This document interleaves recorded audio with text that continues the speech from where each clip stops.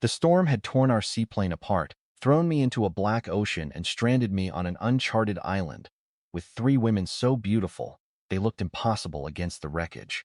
Claire Bennett was an emergency physician with ice in her voice. Maya Cross was a mechanical engineer who trusted numbers more than people. And Serena Vale was a world-famous actress whose face had watched me from billboards in 3 countries. By sunset, they had already decided I was the least useful person among us. Then the translucent words appeared before my eyes. Survival talent awakened. Talent grade SSS. Title acquired Sovereign of the Wild. I stared at the glowing letters while rainwater ran down my face. The island had just made a terrible mistake. It had given me everything I needed to conquer it. Only 6 hours earlier, I had been carrying Serena Vale's luggage onto the seaplane. That was the kind of detail people remembered about me. Not my name, not my face, just the fact that I was the man holding someone else's bags. The flight had been a private charter from Fiji to a luxury research resort owned by Vale Horizons. Serena was traveling there to film a survival documentary she clearly had no intention of surviving. Claire had been hired as the expedition physician. Maya was supposed to inspect an experimental tidal generator on the resort's northern reef. I had been sent by my employer to repair the resort's satellite relay. At least, that was what the paperwork said. The truth was uglier. My supervisor had selected me because nobody important would complain if I failed. When I stepped onto the polished dock that morning, he had slapped the tool case into my chest and said, "Try not to embarrass the company, Ethan. These people paid for an engineer, not a community college dropout with a screwdriver." Serena had heard him. She had lowered her sunglasses, looked me over, and handed me a cream leather suitcase. "Then he can start by carrying this." Maya had almost smiled. Claire had not looked up from her tablet. I carried the suitcase. I carried all of them. That had always been my talent. Carrying weight for people who never learned mine. Pilot's name was Grant Hollis, a sunburned Australian with silver hair and the relaxed grin of a man who had survived enough bad weather to stop respecting it. He had warned us about a tropical system moving east, but the resort had already paid a premium for the flight. "We'll skirt the edge," he had said. "Might shake your champagne." Serena had asked if the cabin lighting would stay flattering. Maya had rolled her eyes. Claire had buckled her seatbelt tighter. I had looked through the window at the wall of clouds, gathering beyond the horizon, and felt something cold settle in my stomach. The storm did not shake our champagne. It erased the sky. One moment sunlight burned across the wings. The next, the seaplane vanished inside a roaring gray world. Rain struck the fuselage like handfuls of nails. The cabin lights flickered. The engine screamed as Grant fought the controls. Serena dropped her phone. Maya gripped the armrest and shouted toward the cockpit. "The left engine is surging." "I noticed," Grant yelled. Lightning split the clouds. The flash was white enough to burn through my eyelids. Then the left engine exploded. The sound punched the air from my lungs. Metal shrieked. The aircraft rolled hard enough to tear Serena from her seat because she had unbuckled herself to retrieve her phone. She slammed into the aisle, screaming. Claire caught her wrist before she crashed into the rear bulkhead. I lunged across the cabin and grabbed Claire's belt with one hand and a seat frame with the other. For 3 seconds, all 4 of us hung sideways while the world spun. Grant forced the wings level. Barely. Black smoke streamed past the windows. "We're going down," he shouted. "Brace!" The ocean rose toward us like a moving mountain. I saw whitecaps, a line of reef, a narrow strip of green land beyond it. Then the seaplane hit. The nose struck first. My forehead slammed into the seat in front of me. Glass shattered. Water burst through the cabin with enough force to tear luggage from the racks. Something heavy crushed my left shoulder. The world became noise, pressure, and salt. I could not breathe. My seatbelt jammed. The cabin tilted downward as the aircraft began to sink. Serena's hand clawed at my sleeve. Her mouth opened, but only bubbles came out. I pulled at the buckle again. Nothing. My vision narrowed. Then Maya appeared through the flooded aisle with a broken strip of aluminum in her hand. She drove it beneath the latch and twisted. The buckle snapped open. I kicked free, grabbed Serena around the waist, and pushed us toward the torn side of the fuselage. Claire surfaced beside us. "Grant," she gasped. The cockpit had folded under the impact. I looked once. That was enough. The front section was already disappearing into deep blue water. A red cloud unfurled beneath it. Grant Hollis would not be coming with us. The current dragged us toward the reef. Coral ripped my palms and knees as the waves threw us across it. Maya reached the beach first, then turned and pulled Claire through the surf. I shoved Serena ahead of me until my feet found sand. We collapsed beneath a sky that had turned green with stormlight. For a while, none of us spoke. The rain did enough screaming for everyone. Claire recovered first. She crawled toward Serena and pressed 2 fingers against her throat. She has a pulse. Maya, help me roll her. Maya moved immediately. I tried to stand. My left leg folded, pain flashed through my thigh. A jagged piece of metal had sliced through my pants, leaving a deep red gash above the knee.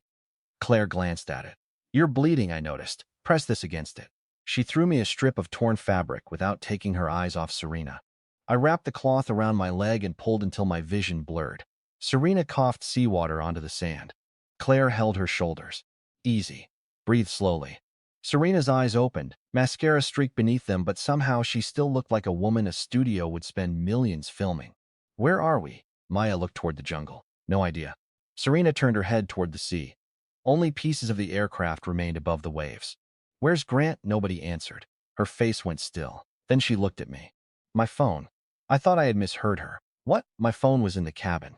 Maya gave a short, humorless laugh. The pilot is dead, the aircraft is underwater, and you're asking about your phone? It has satellite capability. No, it had a satellite messaging subscription. That is not the same thing. Serena pushed herself upright. Can we recover it?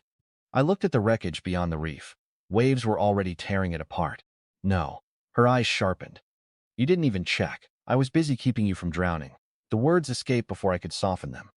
Serena stared at me as if a piece of furniture had spoken. Claire stood between us. That's enough. We need shelter before the storm gets worse. The rain thickened as if agreeing with her. Maya surveyed the beach. The tree line is too exposed. Lightning, falling branches, runoff. We need higher ground and something solid. There were emergency kits on the plane, I said. Maya looked at the reef. The main fuselage is gone. The tail section broke free before impact. It might wash into the lagoon. You saw that? I was looking outside. She studied me for the first time. Not with respect. Not yet. But at least she saw me. We searched the shoreline in the rain. The island curved northward in a crescent of white sand, black volcanic rock, and dense jungle. There were no buildings, no radio tower, no dock. No smoke, nothing to suggest the resort existed anywhere nearby. We found debris scattered across almost half a mile. A seat cushion, 2 empty plastic bottles, a bright orange life vest. One of Serena's shoes, a silver food cart with the door ripped off. Then Maya saw the emergency case wedged between rocks at the edge of the surf. All 4 of us ran toward it. The case was yellow, hard-shelled, and almost the size of a suitcase. One hinge had broken, but the seal remained intact. Maya and I pulled it above the tide line. Claire opened it. Inside were 4 foil blankets, 2 signal flares, a compact first aid kit, a flashlight, water purification tablets, a folding knife, a hand crank radio, fishing line, 6 energy bars, and 2 sealed bags of drinking water. Serena picked up one of the bags. That's all? Claire took it from her. That is enough to keep us alive tonight. For 4 people? If we ration it. Serena's gaze slid toward me. Nobody said anything. They did not need to. There were 4 survivors and supplies that looked meant for 3. Maya lifted the radio and turned the crank. Static hissed from the speaker. She adjusted the frequency. Nothing. Only static. We'll try at intervals, she said. A rescue beacon may have activated during the crash.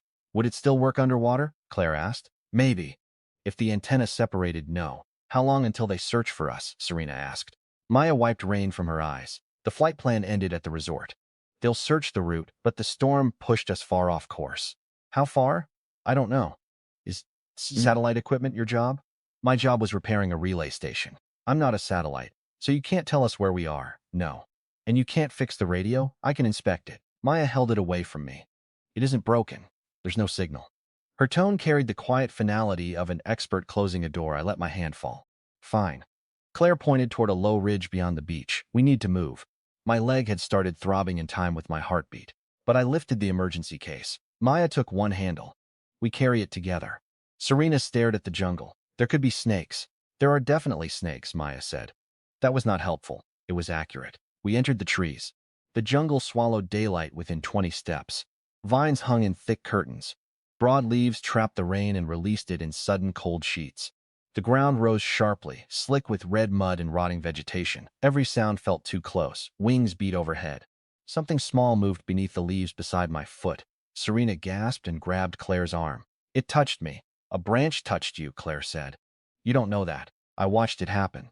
We climbed until the beach disappeared behind us. The emergency case grew heavier with every step. My wound reopened.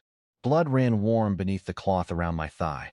Maya noticed. You need to stop. We need shelter. You'll slow us more if you collapse. I'm fine. You're limping. I was limping 10 minutes ago, and now you're pale. Serena leaned against a tree, breathing hard. Can everyone stop pretending he's helping? He's bleeding on the supplies. I looked down. A red smear marked my side of the yellow case. I'll clean it. With what water? She asked. The water we're supposed to drink? Claire turned on her. He pulled you out of the aircraft. I didn't say he didn't. You're acting like he caused the crash. I'm acting like panic won't change our situation. Maya gave Serena a flat look. You've complained about your phone, your shoes, snakes, rain, and his blood. Serena's jaw tightened. I'm trying to think practically. No, I said. You're trying to decide who becomes expendable first. Silence fell beneath the rain. Claire's expression hardened. Serena's face changed, only for an instant. But I saw not guilt, recognition. I had guessed correctly. She stepped closer. You want honesty, Ethan? Fine. Claire is a doctor. Maya is an engineer. I am the reason the entire world will be searching for this aircraft by morning. She pointed at my chest. What exactly are you? The question landed harder than it should have, because I had heard versions of it my entire life. What are you good for? Why are you still here? Why should anyone choose you? I tightened my grip on the emergency case. I'm the man carrying your supplies. For now, Claire said Serena's name as a warning. But Serena did not stop. When food runs out, sentiment becomes dangerous.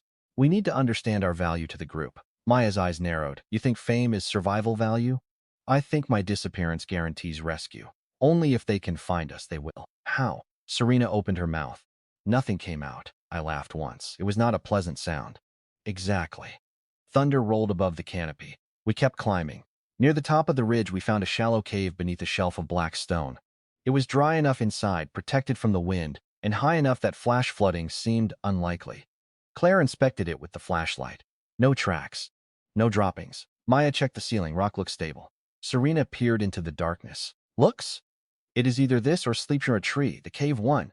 We spread 2 foil blankets across the ground and hung the others near the entrance to block the rain. Maya arranged stones around the flashlight, so its weak beam reflected deeper into the shelter.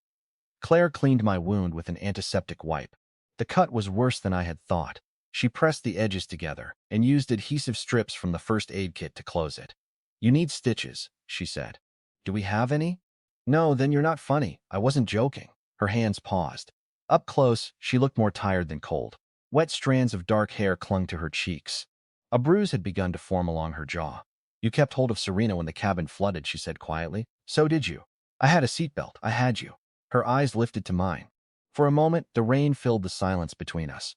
Then Serena spoke from the back of the cave. How much water do we get? Claire looked away first. 1 bag tonight. Shared. Serena made a sound of disbelief. Maya broke 1 energy bar into 4 uneven pieces. She gave the largest to Claire, then Serena, then me, and kept the smallest for herself. I switched mine with hers. She frowned. You carried the case. You pulled me out of my seatbelt. That was practical. So is this? She hesitated before taking the larger piece. We ate in silence. The bar tasted like compressed oats, salt, and artificial chocolate. It was barely 3 bites, but my empty stomach clenched around it greedily. Outside, night arrived all at once. The jungle changed with it. Insects began their shrill chorus. Something called from the valley below, a low throaty sound that repeated at exact intervals. Wings brushed the foil blanket near the cave entrance. Serena moved closer to the flashlight. What was that?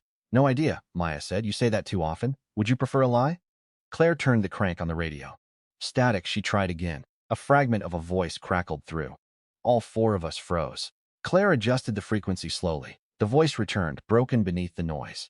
Mayday, storm coordinates. Taking water, then it vanished. Serena grabbed the radio. Hello? This is Serena Vale. We survived a plane crash. Can anyone hear me? She shouted the message again. Only static answered. Maya took the radio from her. It's receive only. You don't know that. I can read the label. Serena looked ready to throw it against the wall. Claire took it gently and set it aside. We rest. At first light, we find water, food, and a signal point. Who does what? Maya asked. I'll assess injuries and look for medicinal plants if I recognize any. You inspect anything we recovered and figure out whether we can build a transmitter. Maya nodded. Serena waited. Claire looked at her. You stay near the shelter and organize supplies. Serena's expression suggested she had been assigned to fold napkins during a fire. Then all 3 women looked at me. I leaned against the stone wall. I'll find water. Maya's eyebrow rose. How? Follow the slope. Look for animal trails. Listen. No. Serena crossed her arms. Then maybe we should assign tasks according to actual ability. Pain pulsed through my leg. Exhaustion dragged at my bones. But the old humiliation burned hotter. What do you suggest? You stay here. And do what?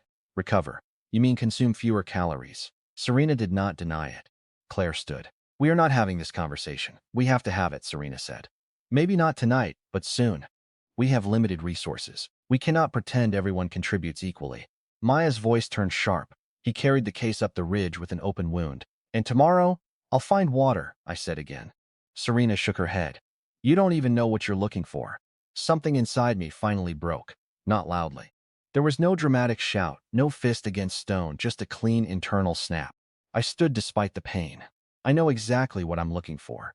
I stepped past the foil blanket and into the rain. Claire called after me. Ethan, come back. I kept walking. The jungle at night was almost completely black. The flashlight remained in the cave, and lightning offered only brief white glimpses of trunks, roots, and dripping leaves. I moved downhill, mud slid beneath my shoes, branches clawed my face. Within minutes, I could no longer see the cave behind me. That should have frightened me. Instead, I felt relief. For the first time since the crash, nobody was measuring my worth. I stopped beneath a giant tree whose roots rose from the ground like walls. Rain hammered the leaves overhead. My leg trembled. I pressed my palm against the bark and closed my eyes. I'm not useless, I whispered. The jungle answered with thunder. I laughed bitterly, not convincing. Then a sound moved through the darkness behind me. A slow scrape, wet leaves shifting under weight. I turned. Two yellow eyes hovered above the ground. They were too wide apart to belong to anything small. Another lightning flash split the sky. For a fraction I saw a massive boar standing between the trees. Its hide was black with mud. Curved tusks jutted from its jaw. One ear had been torn away and pale scars crossed its snout. It lowered its head. I had no weapon. My injured leg would not carry me back uphill. The boar charged. I threw myself behind the tree root as its tusk struck the wood. The impact shook the trunk. Bark exploded across my face. The animal wheeled around. I grabbed a fallen branch. Rotten, it broke in my hands. The boar charged again. I stumbled backward, slipped, and fell into a shallow hollow filled with rainwater. The animal's tusks sliced through my shirt and opened a burning line across my ribs. I rolled as it thundered past, my blood mixed with the rain. The boar turned for the final attack. Its hooves tore at the mud. I looked at the broken branch in my hand. I looked at the narrow gap between two roots. I looked at the slope behind the animal. Something changed. The world slowed. Not literally, my fear did. The jungle stopped being darkness and became information. The roots formed a funnel. The mud near the slope was loose. The boar favored its right front leg. The scar across its snout had blinded its left eye. Every detail entered my mind at once. Then the glowing words appeared. Extreme survival condition detected. Host has demonstrated defiance under lethal pressure. Dormant talent awakening. The boar charged. More words unfolded across my vision. Triple S talent acquired. Sovereign abilities unlocked. Perfect environmental analysis. Adaptive mastery. Creature domination. Resource perception. Territory evolution. A final message burned brighter than the rest. Within claimed territory, all survival actions receive limitless growth. The boar was almost on top of me. I stopped breathing. Then I stepped left. Its damaged eye lost me. The animal slammed between the roots exactly where I wanted it, its shoulders wedged in the gap. I drove the broken branch into the soft ground beneath its front leg and twisted. The boar lost balance. The mud collapsed. Its own weight carried it sideways down the slope. It struck a stone outcrop with a sickening crack. Silence returned. I stood over it, shaking. The enormous animal tried to rise. It could not. The words appeared again. Target is domination available.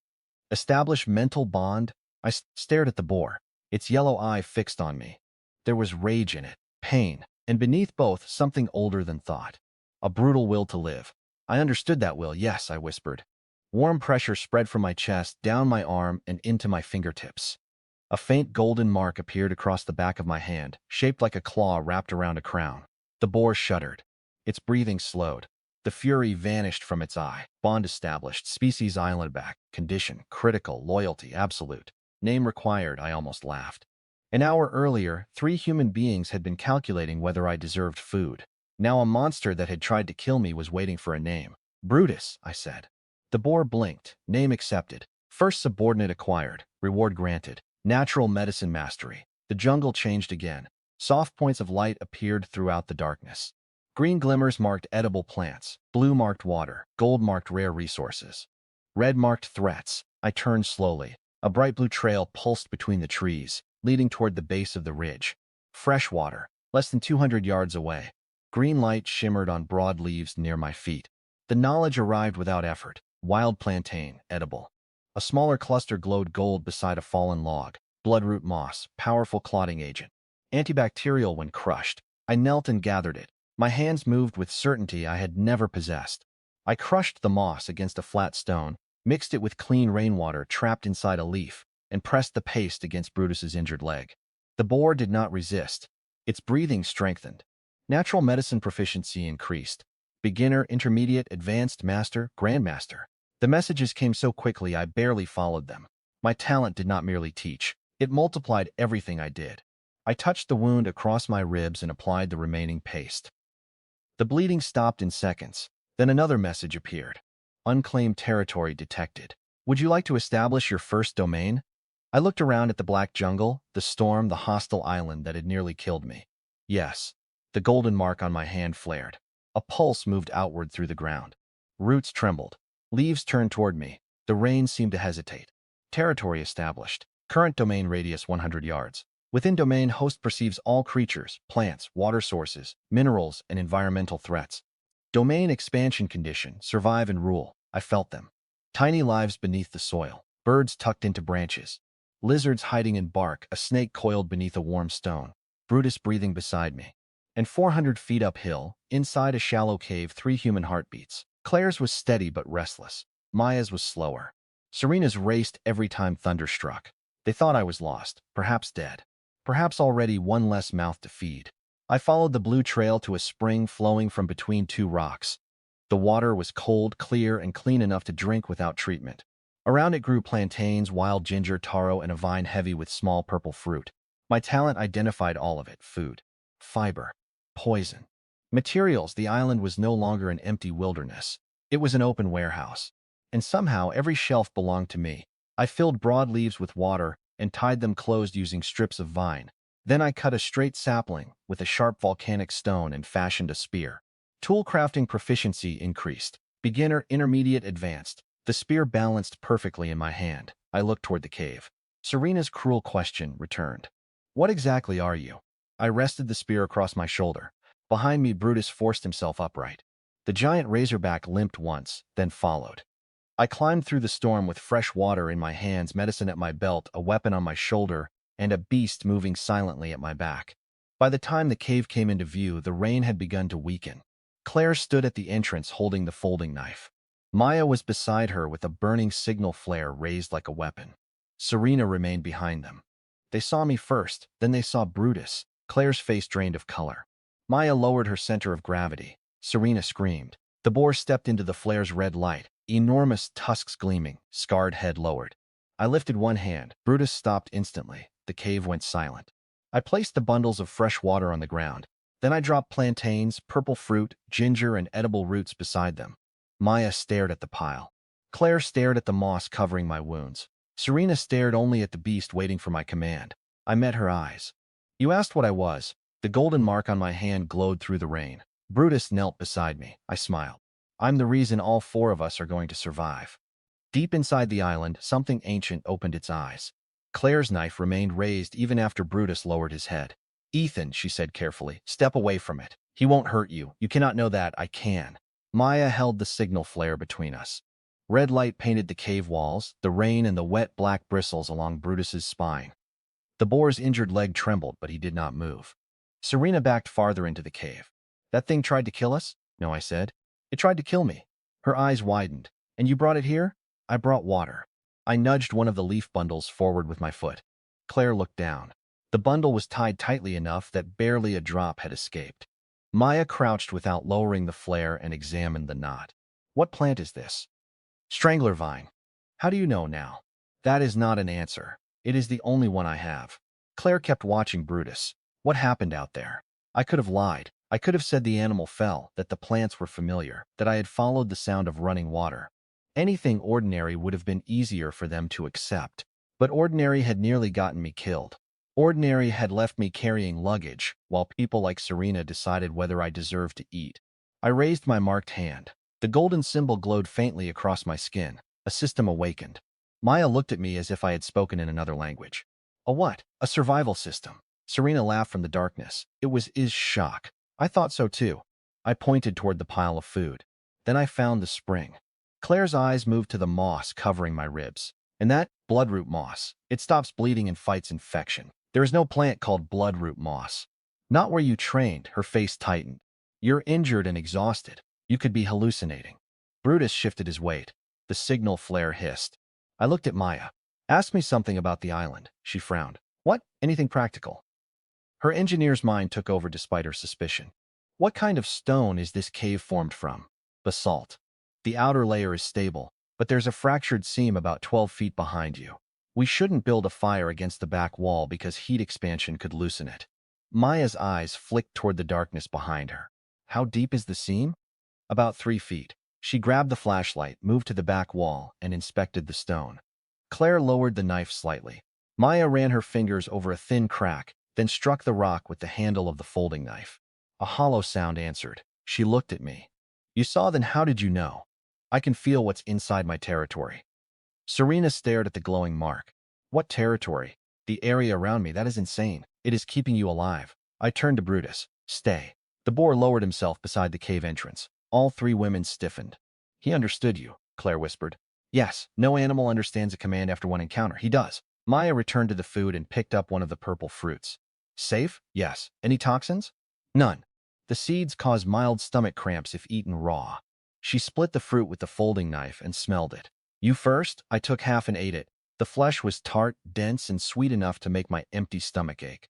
Maya waited. Nothing happened. She tasted a small piece. Her expression changed. It's good. Serena moved closer. Give me one. Maya handed her a fruit but kept the knife. Claire lifted a water bundle. Clean? Yes. The spring rises through volcanic rock. No animal contamination upstream. No parasites. You can detect parasites, apparently. Claire opened the bundle and smelled the water. Then she drank. Only a little at first. She waited. Then she took a longer swallow. Relief softened her face. She passed it to Maya. For the next few minutes, nobody spoke. We drank slowly and shared the fruit. I peeled plantains and set them near the entrance where the flare's heat could warm them slightly. They were not ripe enough to eat comfortably, but hunger made them acceptable. Serena consumed hers in silence. When she finished, she wiped her fingers on the torn hem of her shirt and looked at Brutus. You expect us to sleep beside that? He'll guard the entrance. From what? My territory pulsed around me. Beyond the cave, red points moved through the trees. Most were small snakes, predatory lizards. One red shape farther downhill was large enough to make Brutus feel ordinary. I did not tell them that, from whatever comes. Serena folded her arms. I would rather take my chances without him. You already did. Her face hardened. I walked past her and placed the remaining fruit inside the emergency case. We ration everything we carried from the plane. We eat what the island gives us first. Maya watched me organize the supply. Yes. Based on a hallucinated system? Based on fresh water, edible plants, medicine, and the animal outside.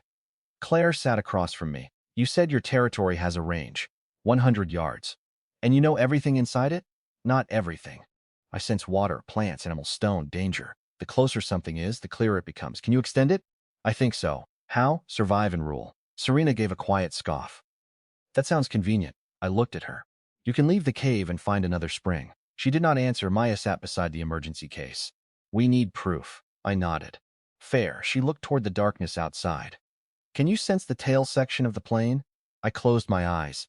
The territory spread through the ground like an invisible web. I felt roots, insects, saturated soil, hidden stone, and Brutus's breathing. Nothing metallic larger than the emergency case existed within the range. No, the beach is farther than 100 yards, yes. So we expand your range or move you along the coast. We move at dawn. Claire checked my leg again. You do not move anywhere if this wound worsens. It's already closing. She peeled back one adhesive strip. The skins beneath it had stopped bleeding. The swelling had decreased. Her eyes narrowed. That should not look this good. The moss. No topical plant works that fast. This one does. She inspected the wound more closely. You still need rest. We all do. Maya placed the hand crank radio near her sleeping space. I'll take first watch. No, she looked up. Brutus and I will. You're injured. I can sense movement before it reaches us. She studied me for a long moment. Then she handed me the flashlight. I still don't believe in magic. Call it upgraded pattern recognition. That is not what you described. It sounded like something you might accept. For the first time, one corner of her mouth lifted. Barely. Wake me if anything changes. Claire lay down near the back wall. Serena chose the spot farthest from Brutus. Maya settled beside the emergency case with one hand resting on the folding knife. The signal flare burned out. Darkness swallowed the cave. I sat near the entrance. Rainwater dripped from the stone ledge in a steady rhythm. Brutus rested his massive head on his front legs. Through our bond, I felt his pain, fatigue, and absolute attention. The word loyalty did not explain it. He trusted me because the system had rewritten something ancient inside him. I did not know whether that should frighten me. It did a little, but the island outside frightened me more. I opened the system silently. The glowing panel appeared. Host Ethan Cole, talent, sovereign of the wild, territory, 100 yards, subordinate. While skills, environmental analysis, resource perception, creature domination, natural medicine mastery, tool crafting mastery. Growth points, 0. Territory expansion requirement, establish secure shelter, secure renewable water, secure renewable food, defeat one territorial predator. 3 of the requirements were already within reach. The 4th pulsed red. Defeat one territorial predator. I looked toward the lower jungle where the larger red presence moved slowly beyond my range. The system offered no description, only pressure. Brutus lifted his head. He sensed my attention. Not tonight, I whispered. His eye closed again. Hours passed. The rain weakened near midnight. The jungle grew louder as the storm moved east. Frogs called from the valley. Insects buzzed against the foil sheet. Once a snake approached the entrance, saw Brutus, and vanished.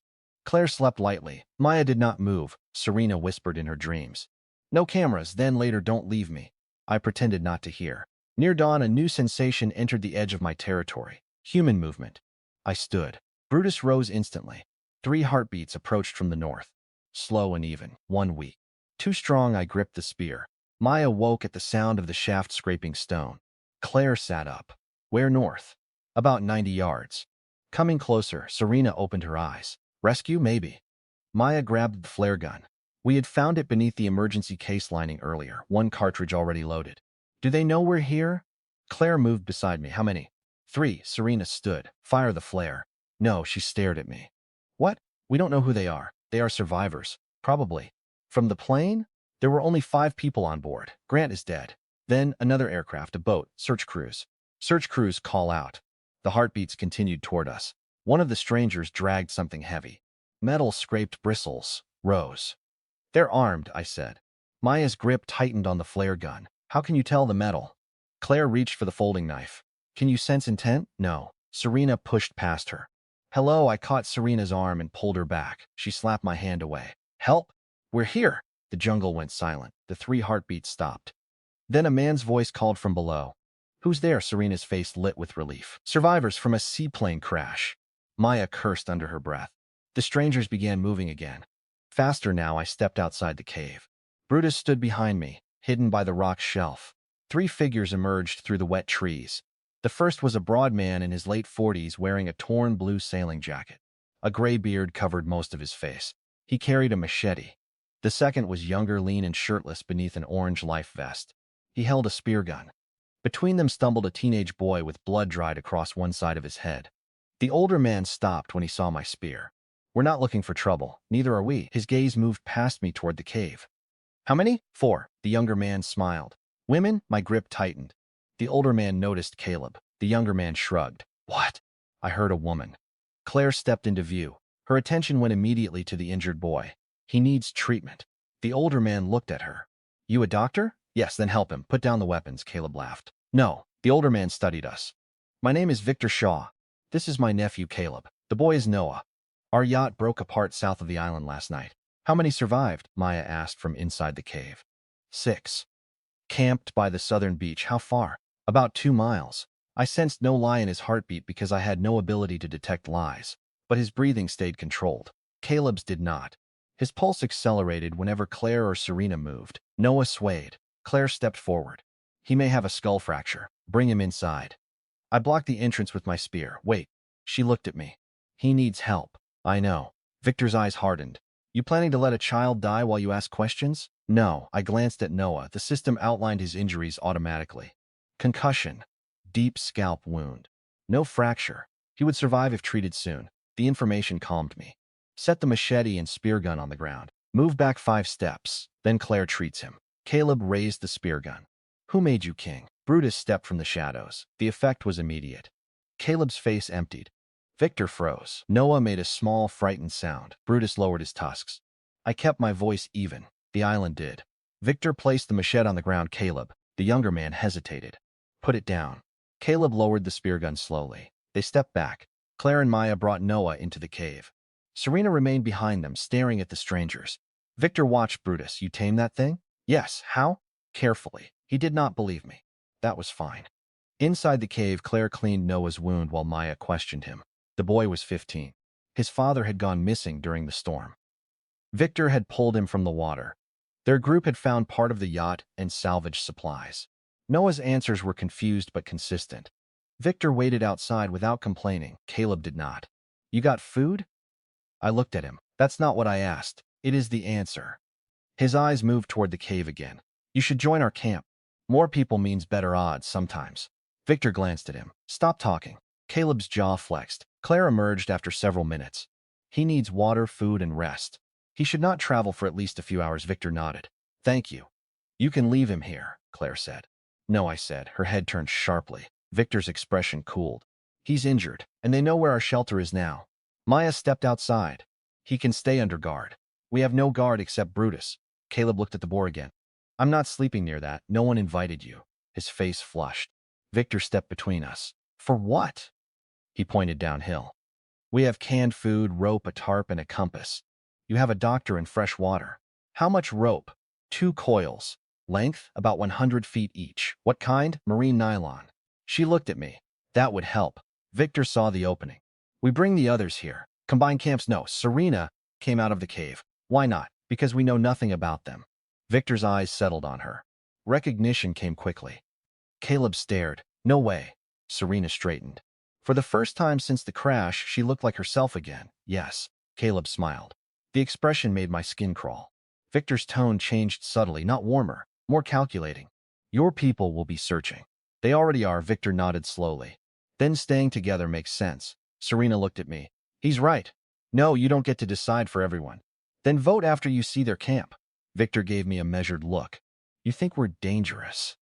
I think you arrived armed, counted the women before the supplies, and asked about food before the injured boy. Caleb stepped forward. You calling me something? Brutus growled. The sound rolled through the ground. Caleb stopped. Victor picked up the machete carefully. We'll return to camp. Noah stays until noon. You come back alone, I said. Victor smiled without humor. That in order? Yes. For several seconds, neither of us moved. Then he nodded. Fine. He turned away. Caleb picked up the spear gun. As he passed, he looked toward Serena. See you soon. I moved between them. His smile vanished. Victor led him into the jungle. I tracked their heartbeats until they left my territory.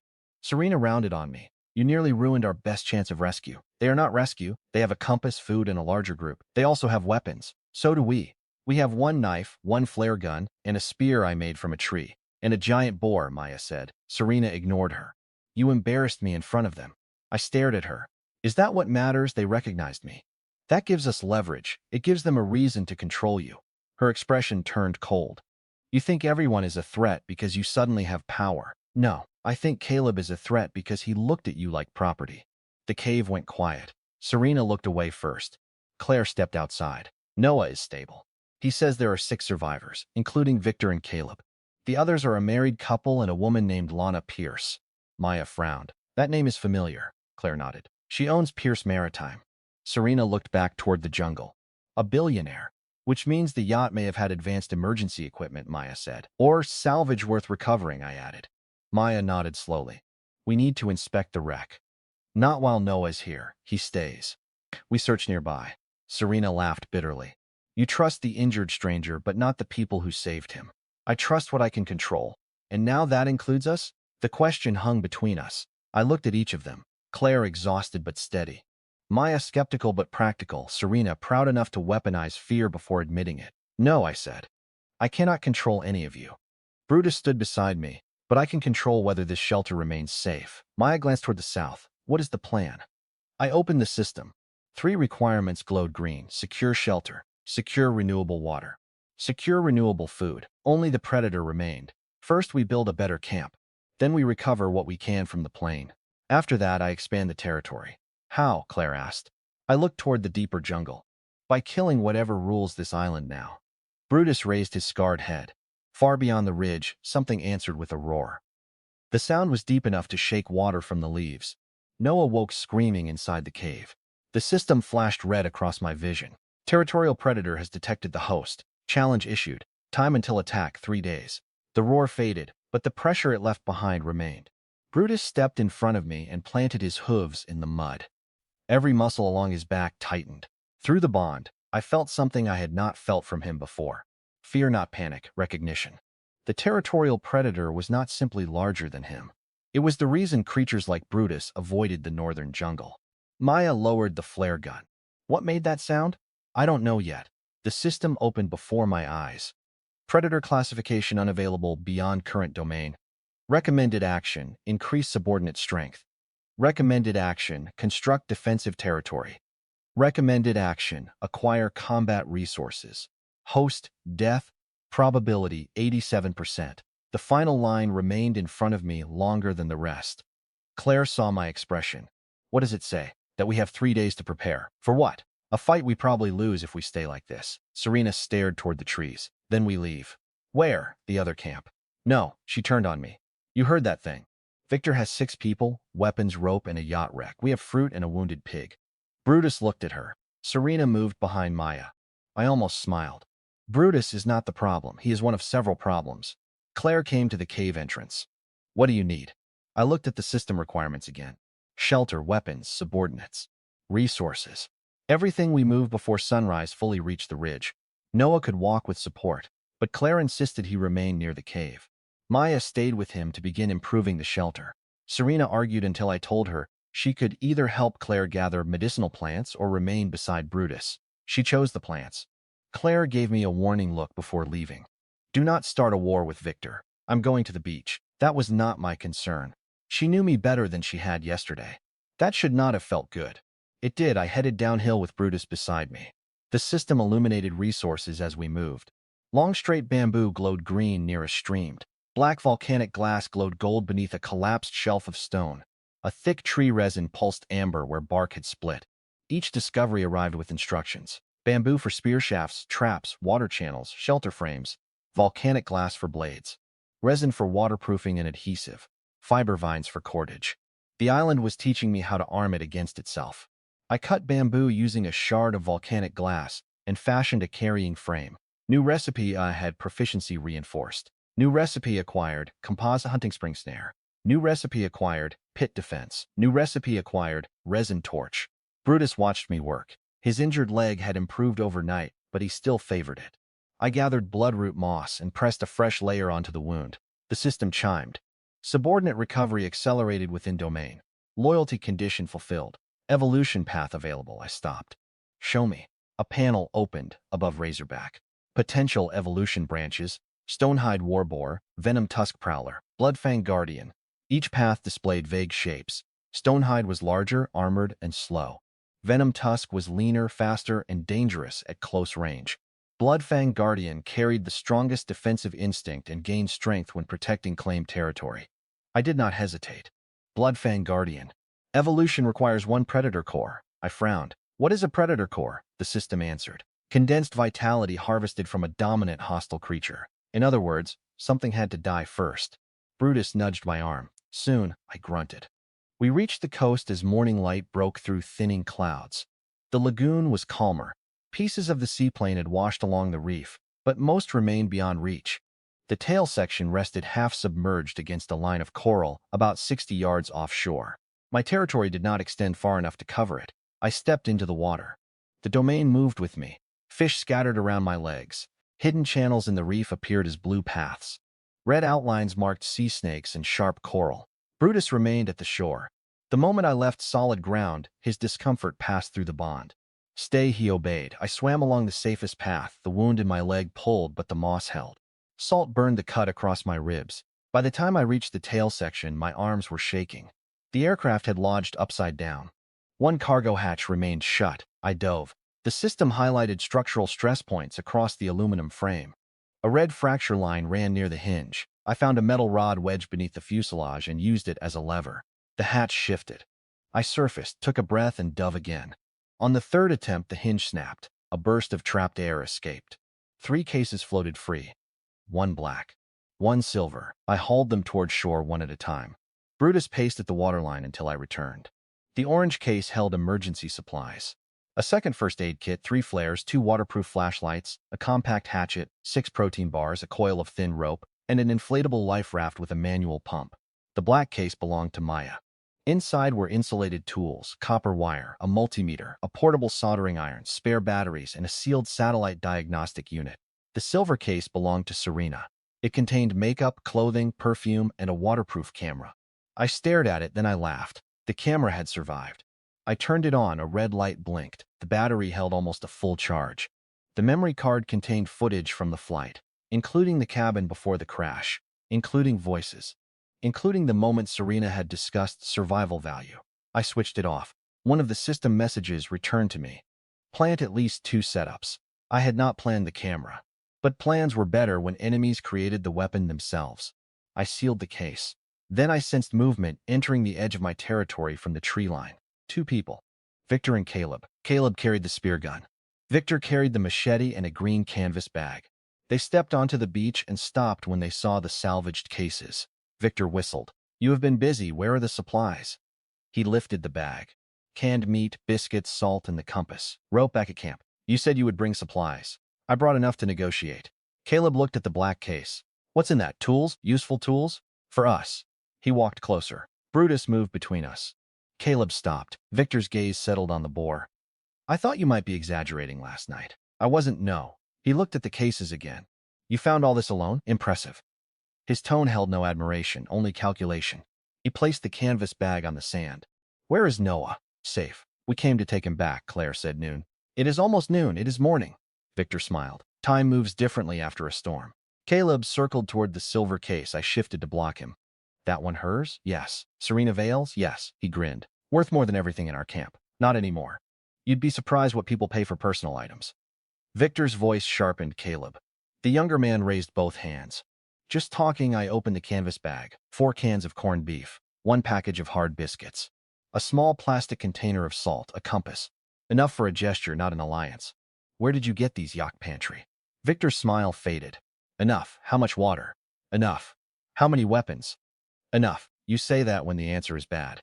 Caleb lifted the spear gun slightly. "You ask too many questions," Brutus growled. Victor stepped closer to me. "We should not be enemies." "I agree. You have a doctor. We have supplies. You have a damaged yacht." His eyes narrowed. "You know that? You told us." I said. It broke apart. "You also said your camp was 2 miles south. If the wreck were scattered beyond the reef, you would not be hauling marine rope and canned food through the jungle. Part of it is grounded near shore." Victor said nothing. I continued. "You want Claire because someone at your camp is badly injured." A small change touched his face, barely visible. "But real, Lana Pierce?" I asked. Victor's jaw tightened. Caleb stared. "Enough." "What happened?" I asked. Victor looked toward the lagoon. "She has a broken leg. Claire can treat her. Then come with us." "No." His eyes returned to mine. "You enjoy saying that." "I enjoy not walking into armed camps I know nothing about." Caleb stepped forward. "You think that animal makes you untouchable?" "No." I lowered my spear. "It makes you predictable." He raised the spear gun. Victor caught the barrel and shoved it down. "Enough." Caleb pulled away. "He's hoarding supplies." "So are we. He has Serena Vale." The words came out too quickly, too honestly. Victor turned slowly. Caleb realized the mistake. I felt Brutus's rage rise through the bond. "What about her?" I asked. Caleb's grip tightened. "Her rescue is worth money." Victor moved between us. "My nephew is stupid. He is also honest." Victor's voice hardened. "You think your group will stay loyal once they understand what I can offer?" "What can you offer?" "A working emergency transmitter." I stopped. He saw it. "Not satellite," he said. "Short-range Morse. Damaged antenna. But your engineer might repair it." "Maya." "Fine." "Maya, why didn't you mention it last night?" "Because negotiation requires leverage. And you came here to see what ours was." Victor looked at the cases. I found it. A red point appeared at the far edge of my territory. Then another. Then 2 more. People moving through the jungle behind Victor and Caleb. 4. Armed. Victor had not come alone. He had staged them outside my range. My domain had expanded slightly from the shelter and waterwork, just enough to detect them now. I kept my face still. How many people did you bring? Victor did not blink. Two wrong. Caleb glanced toward the trees. Victor's expression changed. How many do you think? Four hidden behind the ridge. One with a long metal blade. One holding something with a compressed spring. Two carrying clubs. For the first time, Victor looked uncertain. The jungle figures stopped. I raised my voice. Tell them to come out. Victor smiled again. But this smile was thinner. You do have a trick. Tell them. He lifted two fingers. Four people emerged from the trees. A heavyset man with a boat hook, a narrow woman carrying a crossbow, a bald man holding a length of pipe, and an older woman with a wooden club. The heavyset man looked at Brutus and swore. Victor spread his hands. Precaution. You said alone. I said I would return. I did not agree to arrive defenseless. You lied, so did you. About what? You have more food than you claimed. I looked at the salvage cases. They did not exist when we spoke. Victor shrugged. Then today has been fortunate for both of us. The woman with the crossbow stared at me. You're the one controlling that pig? Brutus bared his teeth. She took one step back. Victor pointed at the orange case. We divide the salvage. No, Caleb laughed. There it is again. You brought 6 armed people to take 1 injured boy. Victor's face cooled. We came for our property. Noah is not, the supplies are. You did not recover them. They came from the same wreck that stranded us all. Our aircraft, on an island none of us owns. The system flickered. Territory dispute detected. Host authority challenged. Dominance resolution available. I almost sighed. Even the system wanted a fight. Victor looked at my spear, then at Brutus. You have 1 animal, I have 6 adults. You have 5 adults and Caleb. Caleb lunged. He moved faster than I expected, spear gun thrusting toward my chest. But the domain showed me the shift in his weight before his foot left the sand. I stepped inside the weapons line. My left hand trapped the barrel. My right elbow struck his jaw. The impact spun him sideways. Before he could recover, I hooked his ankle with the spear shaft and drove him face first into the sand. The crossbow woman raised her weapon. Brutus charged. She fired. I shouted his name. He twisted. The bolt grazed his shoulder instead of striking his neck. Brutus hit her with the side of his head, launching her into the shallows. The heavyset man swung the boat hook at me. I caught the wooden shaft with both hands, stepped backward, and used his momentum to pull him forward. His knee met the edge of the orange case. Bone cracked. He collapsed screaming. The bald man came from my right. The domain marked the pipe's arc. I ducked. The metal passed above my head. I drove the spear butt into his stomach, then struck his wrist. The pipe fell. Victor drew his machete. The older woman stood frozen. Caleb rolled over and grabbed the spear gun. I kicked it into the water. Victor rushed me. He was not like Caleb. No wasted movement, no anger. He cut low, forcing me back, then reversed toward my shoulder. I blocked with the spear shaft. The machete bit halfway through bamboo. Victor smiled. You are talented. He twisted the blade. The shaft split. I released it before he pulled me off balance. He raised the machete again. Brutus tried to turn toward us, but the crossbow woman had recovered and wrapped both arms around his injured leg. The heavyset man grabbed one tusk. Caleb crawled toward the pipe. Everything accelerated. I had no spear. Victor had range. The system flashed a red warning. Host under lethal threat. Analyzing hostile combat pattern. His shoulders shifted. His wrist turned. The next strike appeared in my mind before it happened. I stepped forward instead of back. The machete passed behind my neck. I caught Victor's wrist with both hands, rotated beneath his arm, and drove my shoulder into his chest. He stumbled. I slammed his hand against the black case once. Twice, the machete dropped. He punched me across the mouth. Pain burst through my jaw. I answered with my forehead. His nose broke. Victor staggered backward, blood pouring over his beard. Caleb raised the pipe behind me. Down, I said. Brutus dropped instantly. The sudden movement tore his tusk free from the heavyset man's grip. The man fell across Brutus's back. Brutus surged upward. The heavyset man flew into Caleb. Both crashed into the sand. The crossbow woman reached for another bolt. I kicked the machete toward her. The blade stopped inches from her hand. She froze. The older woman dropped her club. Victor wiped blood from his face. I picked up the machete. No. I walked toward Caleb. He tried to rise. I placed the blade against the side of his neck. Now I did. Nobody moved. The waves rolled against the shore. Brutus stood over the fallen men, blood streaking one shoulder. Victor's breathing became slower, controlled again. What do you want? The transmitter, no. I pressed the blade lightly enough for Caleb to feel it. His face went white. Victor looked at him, then at me. You will not kill him. I don't need to. I shifted the blade toward Caleb's right hand. But he will never hold a spear gun again. Caleb stared at his uncle. Victor, the single word cracked. Victor's expression did not. Bring Noah to us, he said. Then we discussed the radio. No, then hurt him. Caleb's eyes widened. Victor. The beach went silent. Victor looked at his nephew with something almost like contempt. You started the fight. I understood their ladder then. Caleb believed blood made him protected. Victor believed everyone was expendable, including family, especially family. I removed the machete from Caleb's neck. He exhaled. Then I drove the blade into the sand beside his hand. I'm not you. Victor's eyes narrowed. That may kill you here. Maybe. You leave the food, compass, crossbow, boat hook, pipe, machete, and spear gun. You return to your camp with Noah at noon.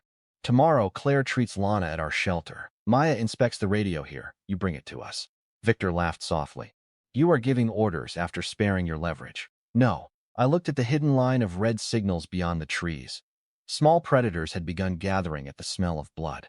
I am giving orders because you now know what happens if you refuse. The golden mark on my hand glowed. Brutus stepped beside me.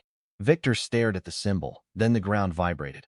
Not from Brutus, from deeper in the island. A roar rolled across the ridge, closer than before. Every bird in the trees erupted into flight. The system flashed. Territorial predator has observed host victory. Threat assessment increased, attack accelerated. Time remaining 1 day. Victor's face changed as the roar continued. He had heard it now, not as a distant noise, as a promise. What is that, he asked. The real owner of the island. I pulled the machete from the sand. And it is coming tomorrow. Victor looked toward the jungle, then back at me. For the first time since he arrived, calculation gave way to fear. I pointed at the weapons. Leave them, he did. One by one his people backed away. Caleb was the last. He held his jaw and stared at me with naked hatred. This is not over. I picked up the spear gun. No, I checked the tension cord and aimed it at the trunk beside his head. It just became expensive. I fired. The spear struck the tree with enough force to split bark. Caleb flinched. Victor grabbed his shoulder and pulled him toward the jungle. I watched them disappear. The system chimed. Host has defeated a rival human faction. Territory authority increased. Domain expanded. The invisible boundary surged outward. 100 yards became 200, then 300. The reef, the beach, and the lower ridge entered my awareness. New resources ignited across the island. Copper deposits, clay beds, medicinal trees, freshwater pools. And beneath the northern jungle, one enormous red shape, 4 legs, a long spine. A skull larger than Brutus's entire body. The system finally identified it. Territorial predator detected. Species, Titan monitor, length 31 feet. Traits, armored hide, venomous bite. Ambush camouflage, accelerated regeneration. Weakness, unknown. Predator core quality, superior. Brutus looked toward the north. Through the bond, I felt his fear again. Then something else, hunger.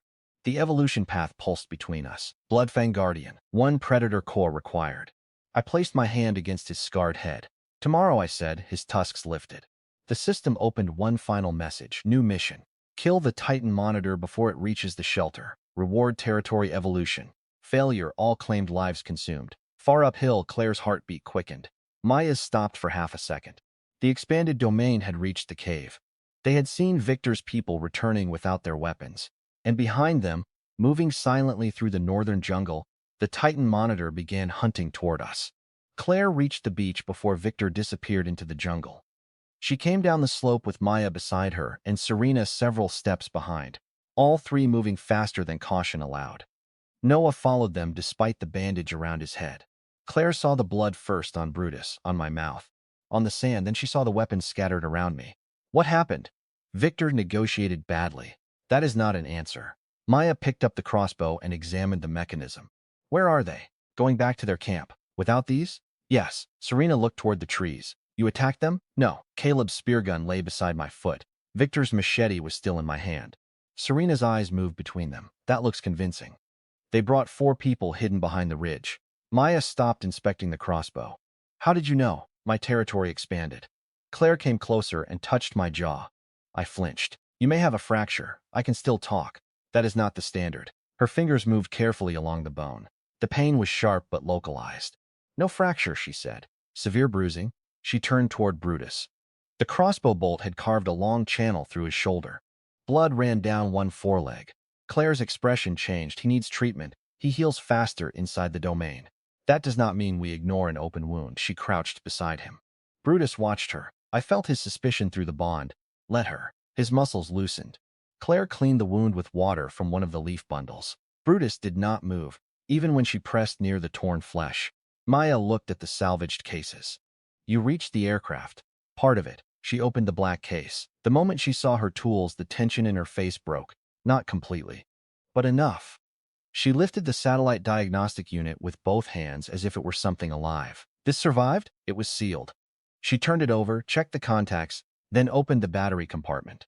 If I can adapt this receiver, I might be able to capture emergency frequencies. Transmit not without an amplifier and an antenna. Victor has a maritime radio. Maya looked toward the south. He said that? He wants you to repair it. Then it is damaged. Yes. Do you know how badly? No. She looked back at the tools. Copper wire. Soldering iron, batteries. If the radio's core board is intact, I can work with it. Serena opened the silver case. Her face changed when she saw the camera. She lifted it. It works? Yes. She switched it on, watched the red light blink, and exhaled. This could document everything. It already did. Her thumb stopped over the controls. What do you mean it recorded the flight? Her eyes met mine. How much? Enough. The old shame flashed across her face, then disappeared behind the polished calm she wore in front of cameras. You watched it? Some. That was private, so was drowning. Her mouth tightened. Claire stood. We do not have time for this. She was right. The Titan monitor had entered the edge of my domain. Its movement changed everything around it. Birds fled before it. Small animals vanished underground. Even insects quieted as the red shape moved south through the jungle. It was not charging. It was stalking slowly, deliberately. It knew where we were. We need to return to the shelter, I said. Maya closed the black case. With everything? Yes. That will take several trips. We build a drag frame. I cut 2 lengths of bamboo and lashed them together with marine cord from the orange case. Maya helped reinforce the joints. We loaded the tools, emergency supplies, weapons, and Serena's case onto the frame. Brutus took the pulling harness. Claire objected. He is injured. He is stronger than all of us. That does not make him disposable. The words stopped me. Brutus looked at her. Something warm moved through the bond. Not loyalty, acceptance. I adjusted the harness so it rested across his chest instead of his shoulder. He sets the pace, I said. Claire nodded. We climbed. The expanded territory turned the route into a map inside my head. I guided us along firm ground, around unstable slopes, and through a shallow ravine that cut almost half a mile from the journey. Noah stayed close to Claire. He had gone quiet since Victor left. When the cave came into view, he stopped. My uncle will come back. I know, I said. He won't let you keep the weapons. They were never his. Noah swallowed. Caleb will make him. Victor does not take orders from Caleb. You don't understand. I turned. The boy's face had gone pale. Then explain. Noah looked at Serena, then at Maya. Caleb has the keys. To what? The yacht's gun locker. The jungle seemed to close around us. What kind of weapons? I asked. Noah shook his head. I don't know. Mr. Shaw took us below deck before the storm. I saw rifles. Maybe 3 a pistol. Boxes of ammunition. Claire crouched in front of him. Why didn't you tell us? I was scared. Of us? Of them. He looked back toward the south. Caleb said if anyone left the group, he would shoot them. Serena's face lost its color. Maya glanced at me. Victor lied about their weapons. No, he answered badly. That distinction is useless. It tells us he plans to keep the rifles hidden until he needs them. Claire stood. Lana is still injured at their camp. And 2 others, Noah said. Mr. and Mrs. Mercer.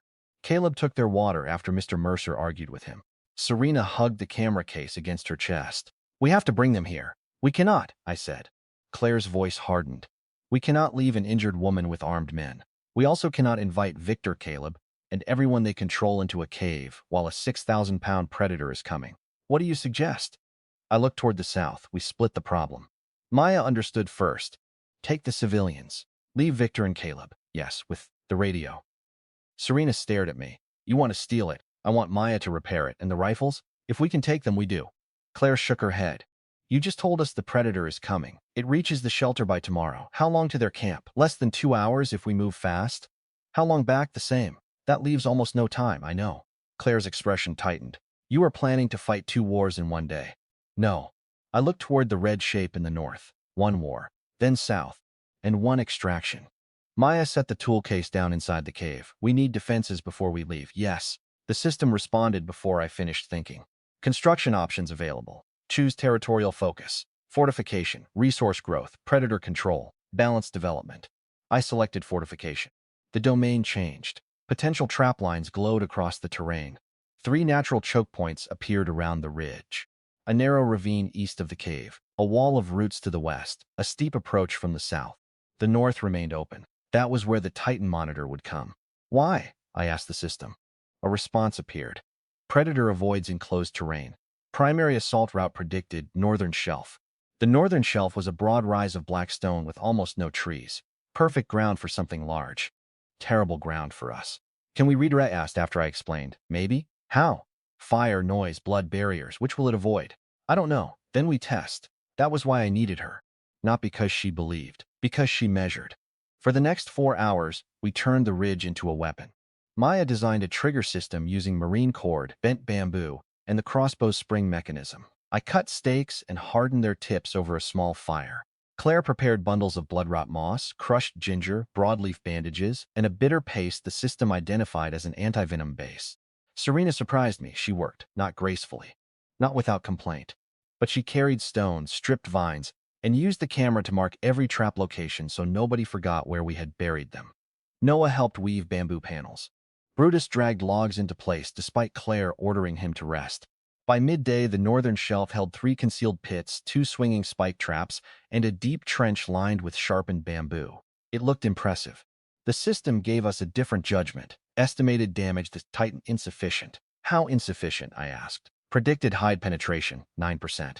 Maya saw my face. Bad? Very. What do we need? More force. She looked at the seaplane rope, the bent bamboo, and the heavy stones stacked near the ridge. A counterweight. For what? A harpoon. We had no steel spear large enough. But we had the boat hook. Maya cut the curved metal head from its shaft, reshaped the mounting point with the hatchet, and lashed it to a thick bamboo pole. She bound volcanic glass blades behind the hook, each angled backward so they would tear if the animal tried to pull free. Then we built a launcher. 2 bent bamboo trunks supplied tension. The life raft's pump cylinder became a guide sleeve.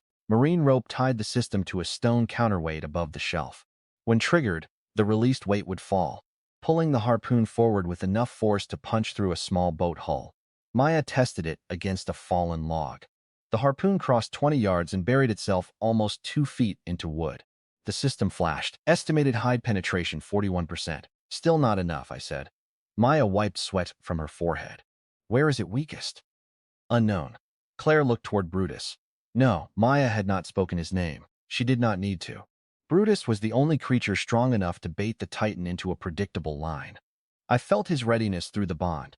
No, Claire said again. It will follow him and kill him. Not if the traps slow it. You said they are insufficient. They are insufficient to kill it.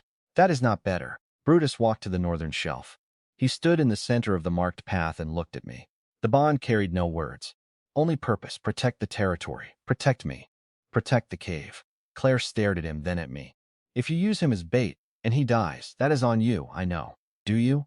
Her voice cracked for the first time.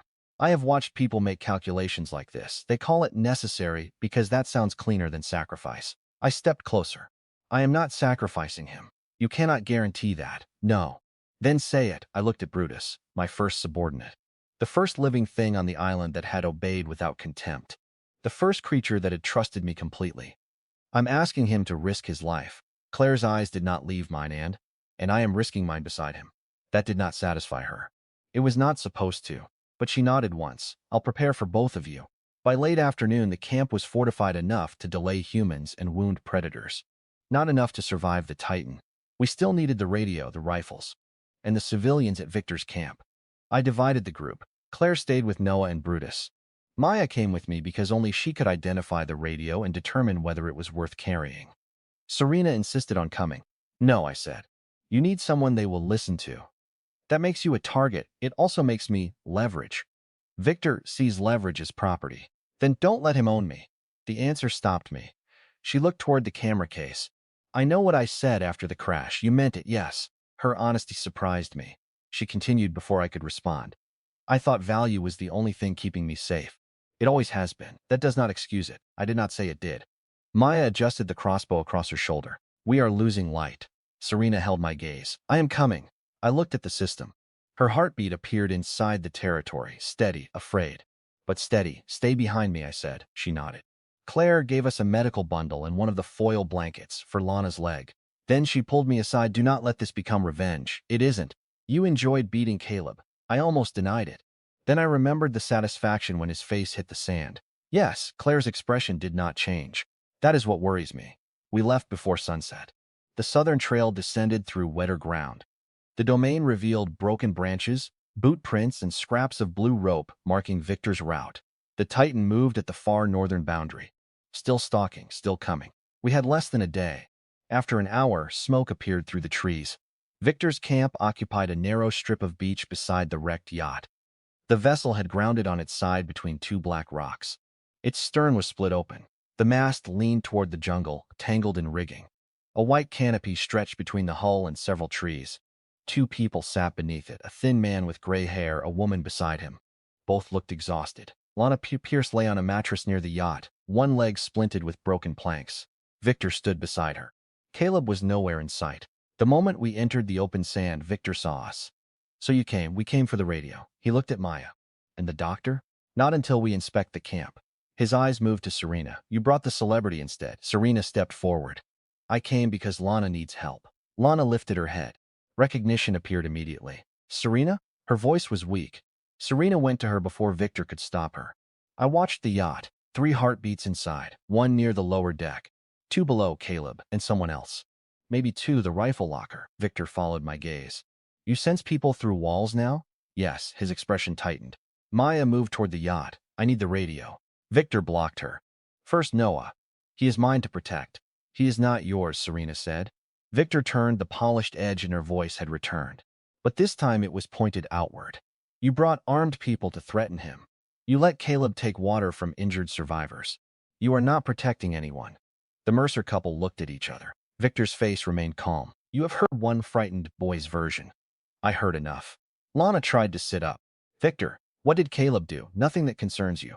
The gray-haired man stood slowly. It concerns all of us. Victor looked at him. Sit down, Paul. Paul Mercer did not. His wife stood beside him. Victor's authority fractured. Just a little. Enough, I spoke loudly. Noah said Caleb has the gun locker keys. Paul's face changed. Lana stared at Victor. You said the rifles were lost. Victor did not look away from me. Caleb. Movement exploded inside the yacht. I felt him before he appeared. Caleb emerged from the broken stern holding a rifle. Not a hunting rifle. A compact black carbine with a short barrel. Behind him came the crossbow woman from the beach and the bald man with the pipe, now carrying a pistol. Maya froze. Serena turned. Caleb aimed at me. You should have killed me when you had the chance. Victor closed his eyes briefly. Not in shock, in irritation. Caleb had moved too early. I raised my hand. Safety is still on. His eyes flicked toward the rifle. Maya moved. She drove the black tool case into his arms. The rifle discharged. The shot tore through the canopy. Everyone screamed. I hit Caleb before he recovered. My shoulder drove into his chest. We crashed against the yacht hull. The rifle fell between us. The bald man raised the pistol. Serena threw the silver camera case into his face. The pistol fired into the sand. Paul Mercer tackled him. The crossbow woman aimed at Maya. Victor struck her wrist with the flat of his machete. The bolt passed through his sailing jacket and buried itself in the hull. For one chaotic second, the entire camp turned on itself. Caleb punched my wound. Pain folded me. He reached for the rifle. I caught his ankle. He kicked my face. My vision flashed white. His fingers closed around the weapon. Then the yacht groaned. The ground beneath us vibrated. Not from the north, from the sea. The wreck shifted between the rocks. A wave struck the exposed hull and pushed it sideways. The mast snapped. Rigging dropped across the camp. Caleb disappeared beneath the ropes. The pistol slid toward the water. Maya dragged Serena clear. I rolled away as the broken mast crashed onto the sand. The yacht shifted again. A deep metallic tear came from inside. Maya stared at the hull of the fuel tank. A sharp chemical smell spread through the air. Fuel poured from the ruptured stern. Across the beach, the campfire still burned. Put it out, she shouted. Paul kicked sand over the flames. His wife pulled Lana's mattress away. Victor cut Caleb free from the rigging. The fuel stream reached the edge of the fire pit.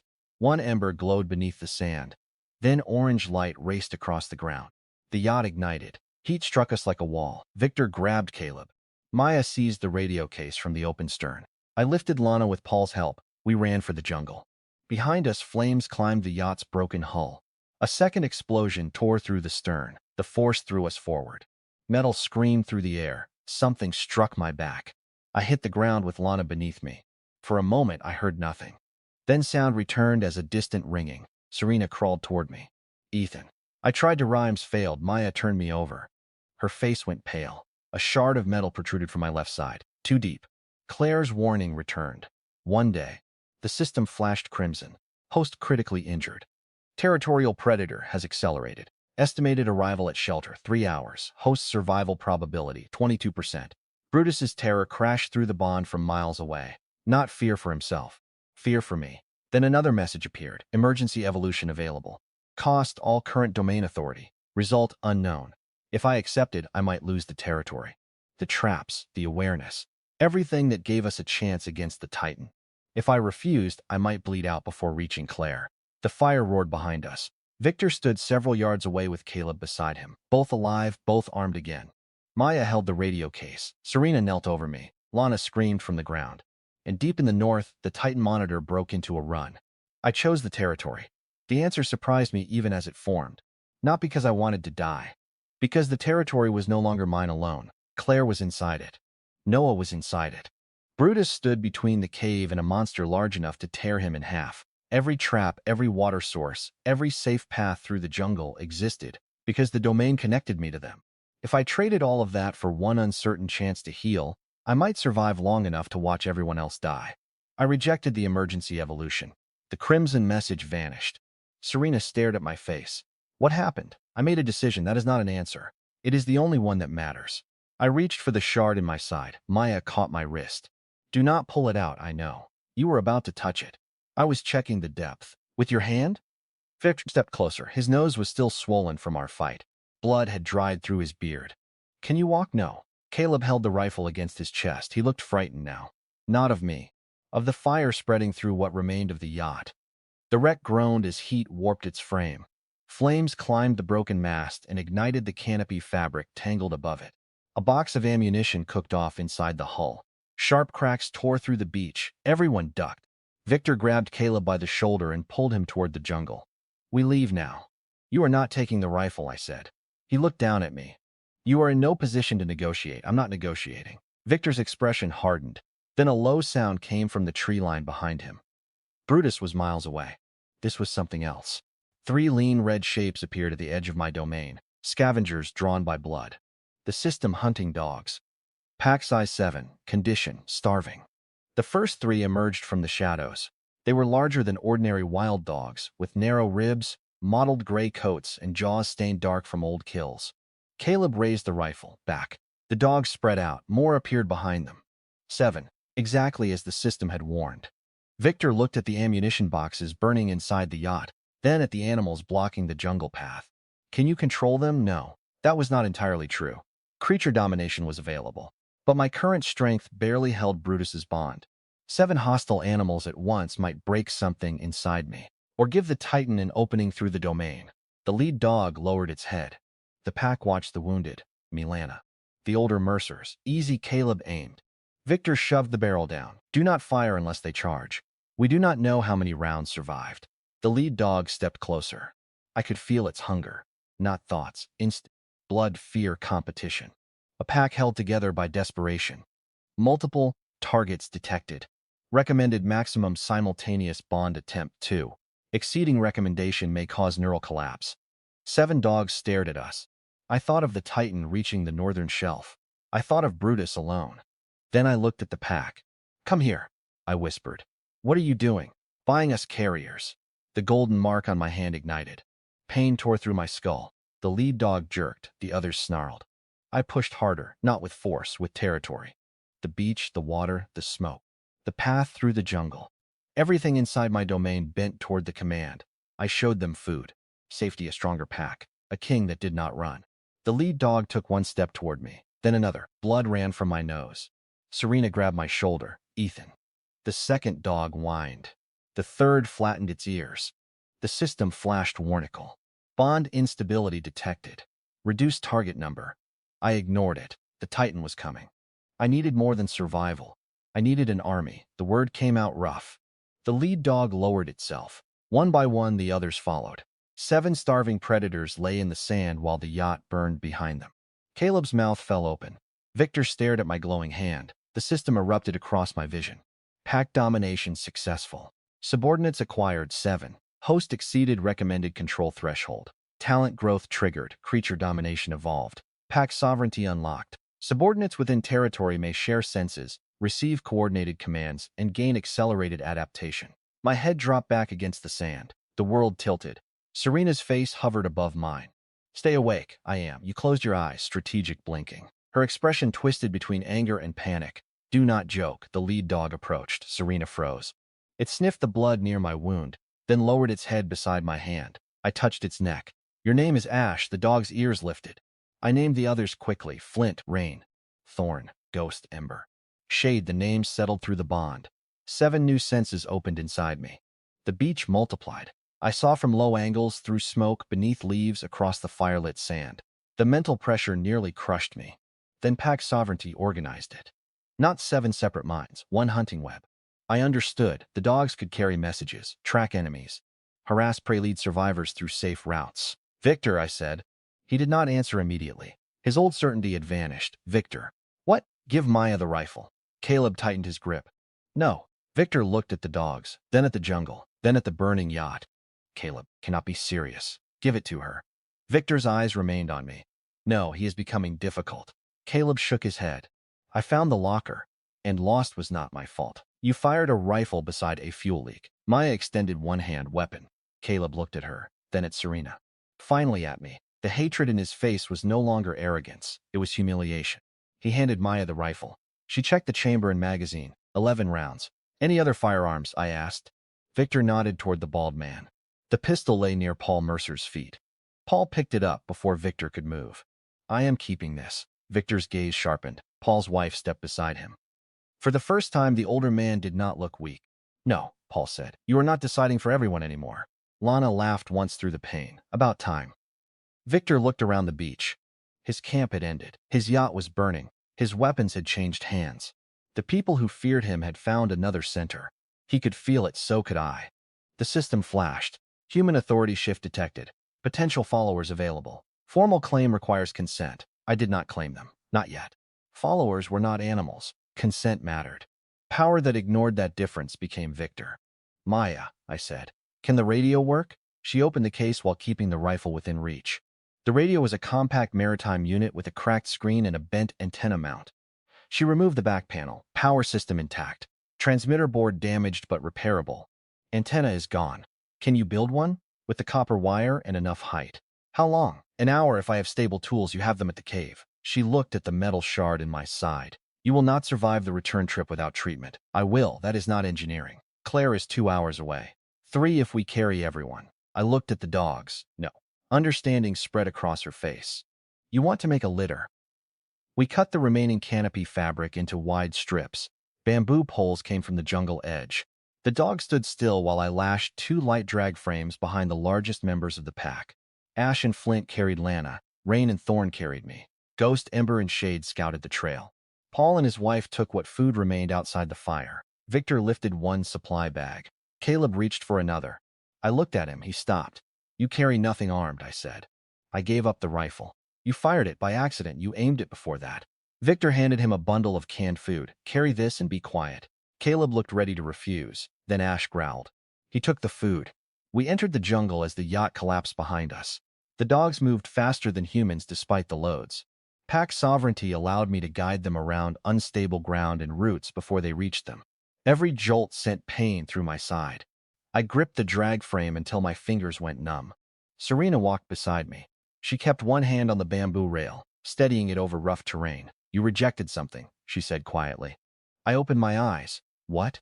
Your face changed before you controlled the dogs. The system offered to save me. Her hand tightened. And you said no? The price was the domain.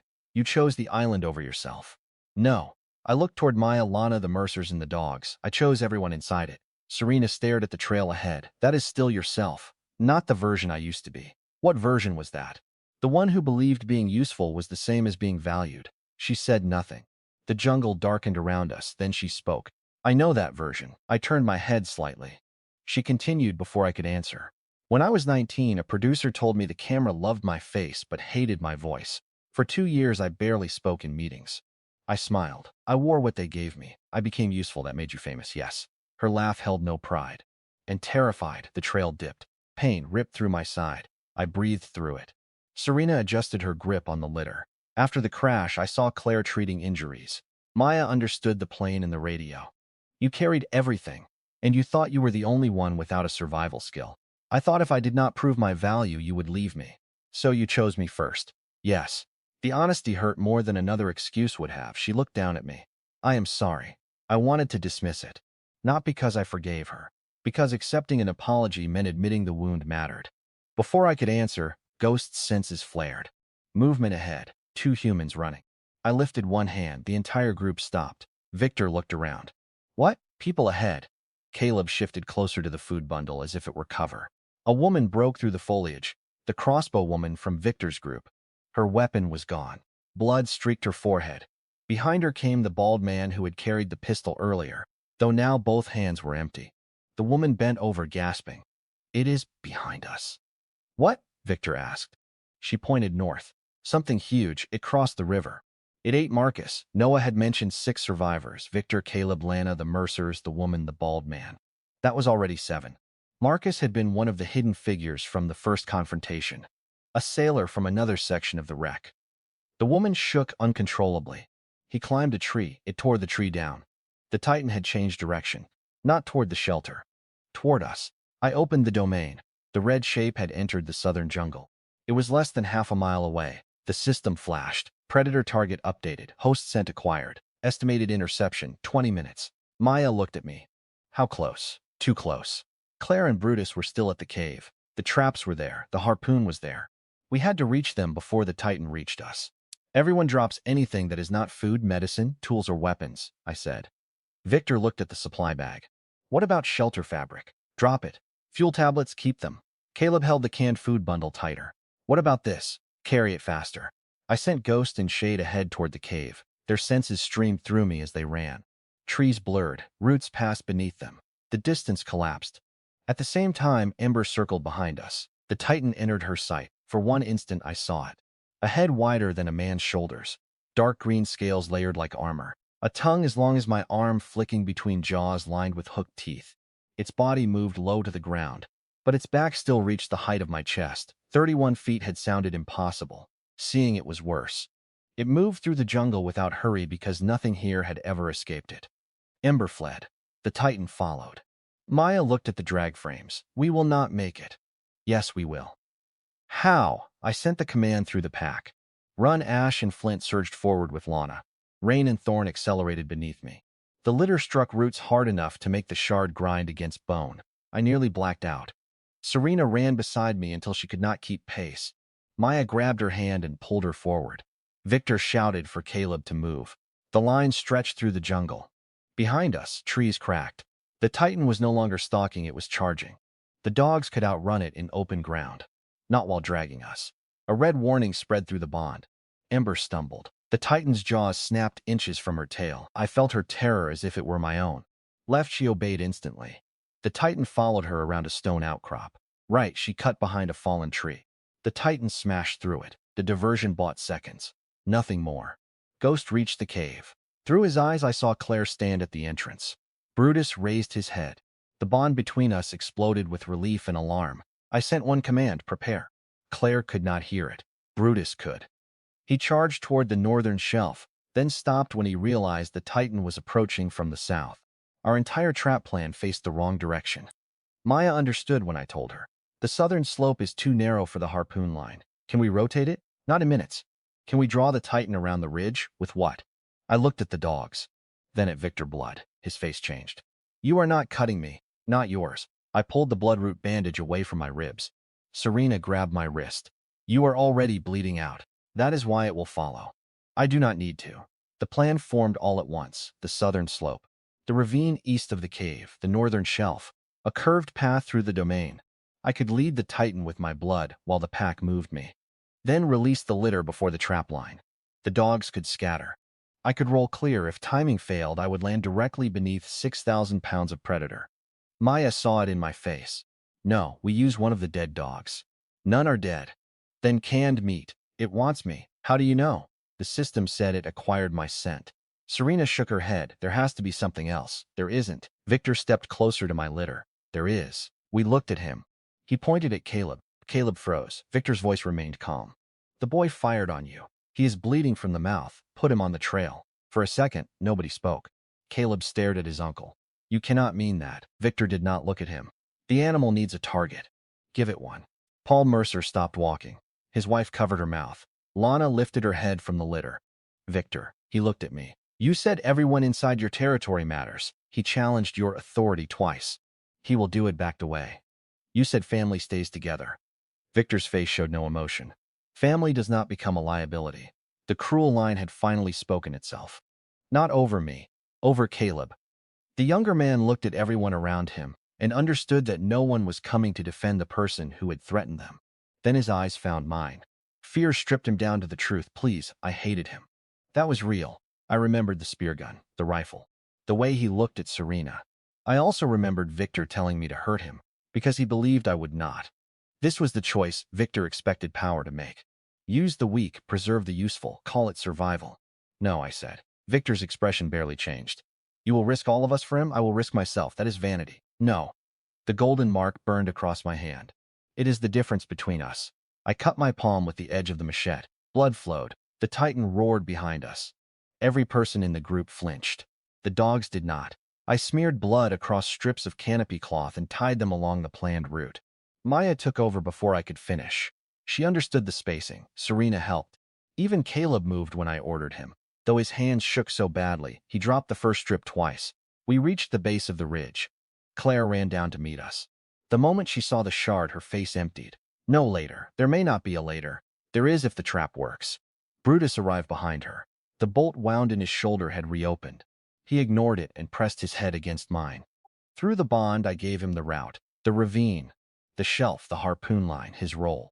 Draw the Titan past the first pit. Attack the damaged side, retreat when I command. He understood. Claire looked between us. You are using him. I am fighting with him. The Titan crashed into the edge of the domain. Its full presence struck my mind like a hammer. Every subordinate recoiled. The dogs whined. Brutus staggered.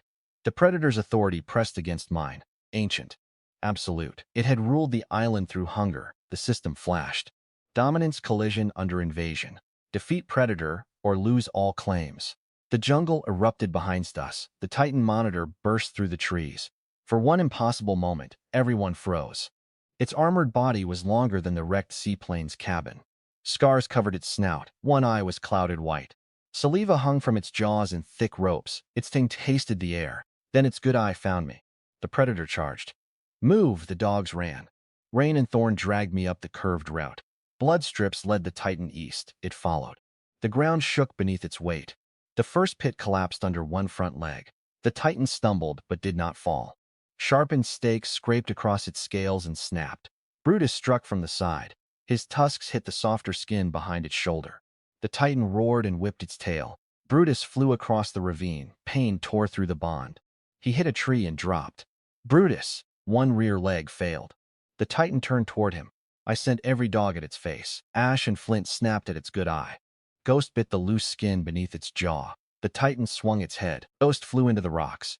His heartbeat weakened. The pack's pain flooded me. I almost lost control. Maya shouted from the northern shelf. Bring it forward! Rain and Thorn pulled. The litter crossed the ravine. The Titan followed my blood. Claire ran toward Brutus. Victor and Paul dragged Lana behind the root wall. Serena reached the harpoon trigger. Maya stood beside her with the rifle. The Titan stepped onto the northern shelf. The first swinging trap released. Bamboo stakes struck its ribs. Most shattered. One volcanic blade lodged between scales. Black blood sprayed. The predator roared. Again Maya shouted. The second trap hit its neck. The Titan twisted. Its good eye turned toward Serena. She stood beside the trigger line exposed. The predator changed targets. It charged her. The rifle cracked. The bullet struck the Titan's clouded eye. Its head snapped sideways, not blind angrier. Serena gripped the release rope. Ethan, wait! The Titan was not aligned. The harpoon would strike the shoulder armor. We needed the throat. Brutus forced himself upright behind it. One leg dragged uselessly. Claire tried to stop him. He broke free. The Bloodfang evolution pulsed above him. One predator course, so impossible. Brutus charged. The Titan heard him and turned, its jaws open. Brutus did not slow. At the final second, I gave the command. Down. He dropped beneath the bite. The Titan's head lowered over him, its throat exposed. Now, Serena pulled. The counterweight fell. The bamboo launcher screamed.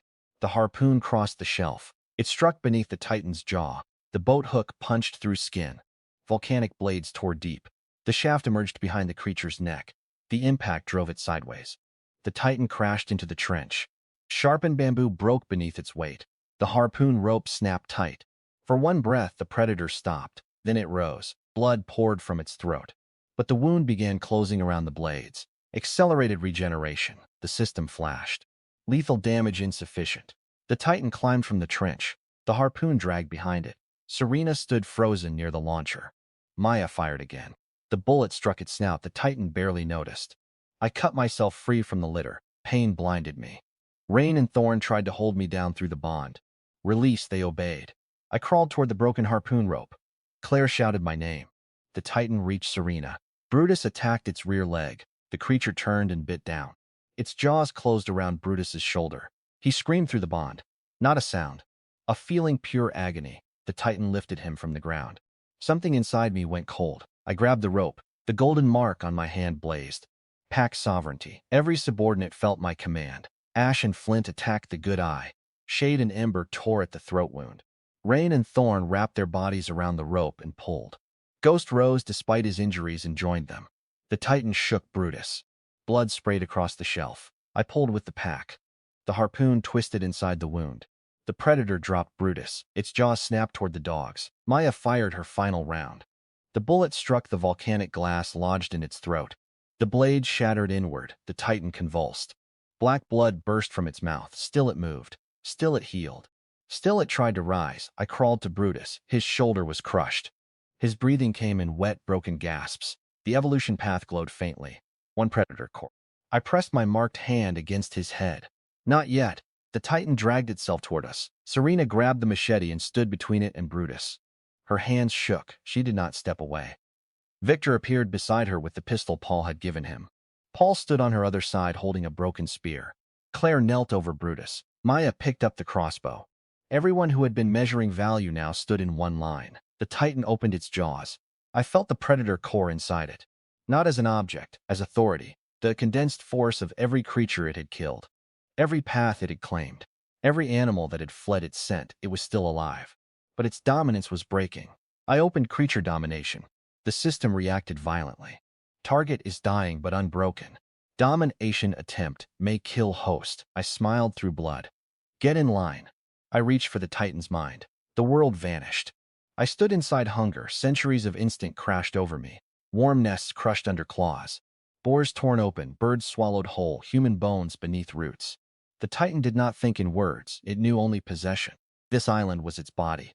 Everything alive was meat moving inside it. Then it felt me, not prey. Challenge, I showed it Brutus, the dogs. The cave, the humans standing together. A territory built through choice. The Titan answered with rage. My vision filled with red. Blood poured from my nose and ears. Claire screamed something I could not hear. I pushed deeper. Yield. The predator rejected me. Its body lurched forward. Victor fired. The bullet entered the open throat wound. The Titan kept coming. Yield. The good eye locked on mine. For one moment, I felt its certainty. It had never yielded, not once. That was why it ruled. So I stopped asking. Then die. I tore at the predator core. Not the flesh, the authority. The Titan's claim over every creature in the territory. The system screamed warnings. Core extraction before biological death prohibited. Host authority insufficient. Pack sovereignty engaged. Brutus's will join mine. Then Ash, Flint, Rain, Thorn, Ghost, Shade. 8 creatures that had chosen the same king. Their loyalty became force. The Titan's solitary dominance cracked. The core tore free. The monitor collapsed. Its head struck the stone inches from my legs. The good eye remained open. Empty silence fell across the shelf. Then the system exploded with golden light. Territorial predator defeated. Superior predator core acquired. Mission completed. Territory evolution initiated. Host authority recognized. The ground pulsed outward. My domain expanded beyond the ridge. Across the southern beach. Through the northern jungle. Over the reef. Farther. Wider until almost half the island lived inside my awareness. Waterfalls. Cave ruins beneath vines. Metal buried under stone.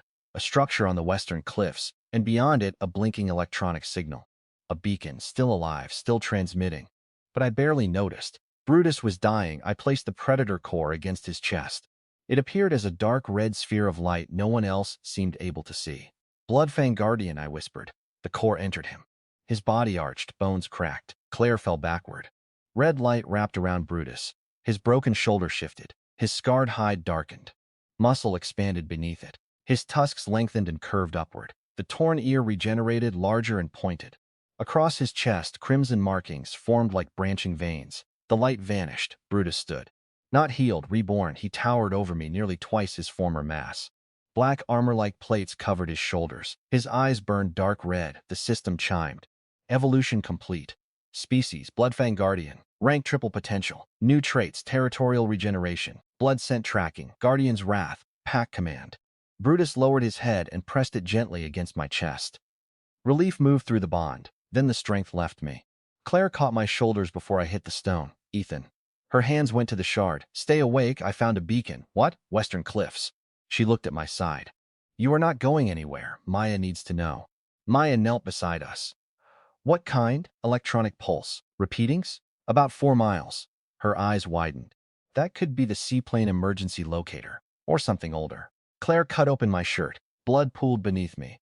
The shard has to come out now. Maya looked at the tools. We do not have anesthesia. We have alcohol from the medical kit. Not enough. We have no choice.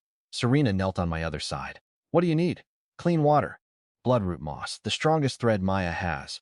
Heat the knife. Victor stepped closer. Can he survive? Claire looked at him. If the metal missed the kidney, maybe. And if it did not? She did not answer. The system opened. Host condition, critical. Territory evolution reward available. Choose one.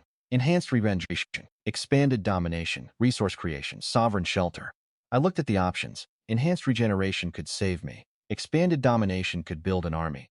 Resource creation could turn the island into abundance. Sovereign shelter could protect everyone from future attacks. The old choice returned. My life against the group. But this time the answer was not the same. A dead king protected nothing. Enhanced regeneration. Warmth spread through my body. Not potential. The system added a condition. Current host reserves, insufficient. Consume high vitality resource. I looked at the dead titan. Its blood glowed gold. Claire. She was arranging tools. No, it can heal me. You do not know that. The system does. It is reptile blood from an unknown species. High vitality resource. You could go into shock. I am already in shock. Serena looked between us. How much? The system answered. 8 ounces. About 1 cup, I said. Claire stared at me as if I had lost my mind. Maya held up the clean metal cup from the emergency kit. We are past ordinary medicine. Claire looked at the shard, then at the blood soaking through my shirt. She closed her eyes for half a second. Strain it, boil it first. We do not have time. We make time. Brutus tore open the titan's throat wound with 1 tusk. Dark blood poured into the trench. Maya collected it. Serena built the fire. Paul and his wife gathered wood. Victor stood beside Caleb, both silent. The hierarchy had changed completely. No command was spoken. Everyone simply moved. When the blood boiled, the smell was metallic and bitter. Claire cooled it with spray in my mouth. If this kills you, I will be furious. Good motivation. Drink. The first swallow tasted like hot iron and smoke. My body rejected it immediately. I gagged. Claire pinched my nose and forced the cup back.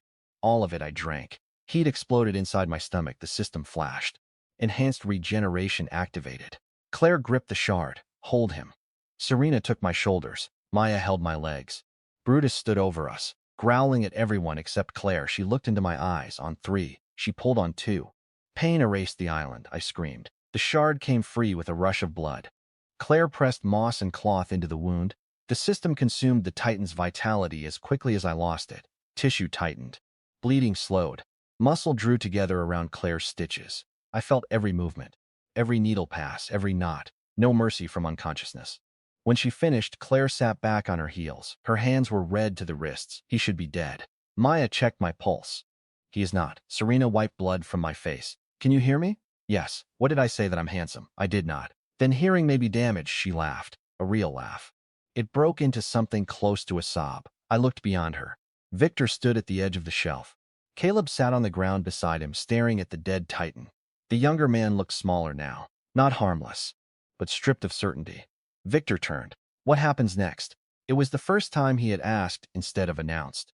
I looked at everyone gathered inside my territory: Claire, Maya, Serena, Lana, the Mercers, the two frightened sailors, Victor, Caleb the pack, Brutus. Then I looked west, toward the beacon pulsing from the cliffs. We build a real camp. Maya nodded. Then the antenna, yes, Serena picked up the camera. And the beacon? We find it before anyone else does. Victor frowned. Who else is here? The evolved domain showed me movement beyond the western cliffs. Human movement. More than 20 heartbeats. Organized. A second camp. Not survivors from our aircraft, not Victor's yacht. They had a watch rotation, a stockade engines, and one radio transmission strong enough for Maya's damaged unit to detect. Static crackled from the case beside her. Then a male voice broke through. Western station to patrol team. Unknown flare activity confirmed near the northern ridge. Search at first light. Recover all survivors. Then continued. Priority remains Serena Vale. The others are expendable.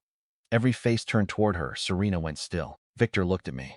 Caleb slowly raised his head. The radio crackled again. Payment authorization confirmed at $10 million upon delivery. Serena's face drained of color. That is not rescue. I forced myself upright despite Claire's protest. Across the island, the armed camp prepared to move.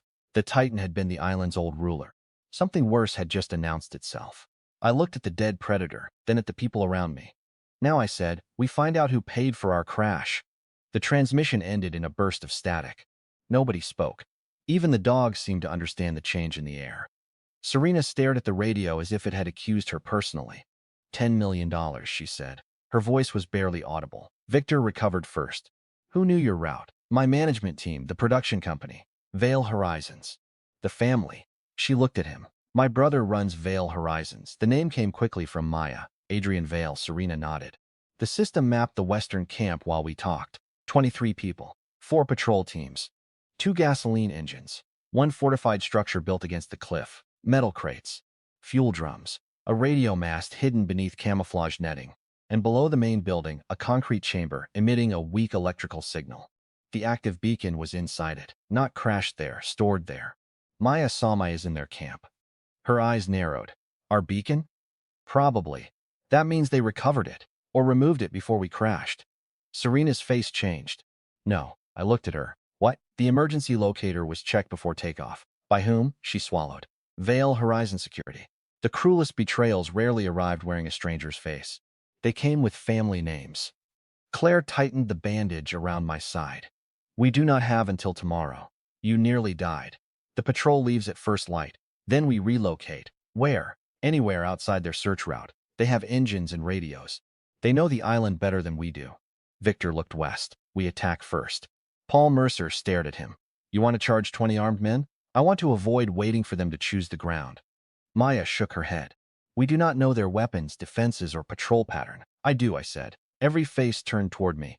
The expanded domain reached almost to the western cliffs. Not far enough to cover the entire camp in detail, but enough to feel its edges, movement, and metal. 4 rifles in the main structure, at least 6 pistols. 2 shotguns, 1 mounted weapon near the eastern gate. Caleb looked at me. What kind? Tell, machine gun? Maybe. His old confidence did not return.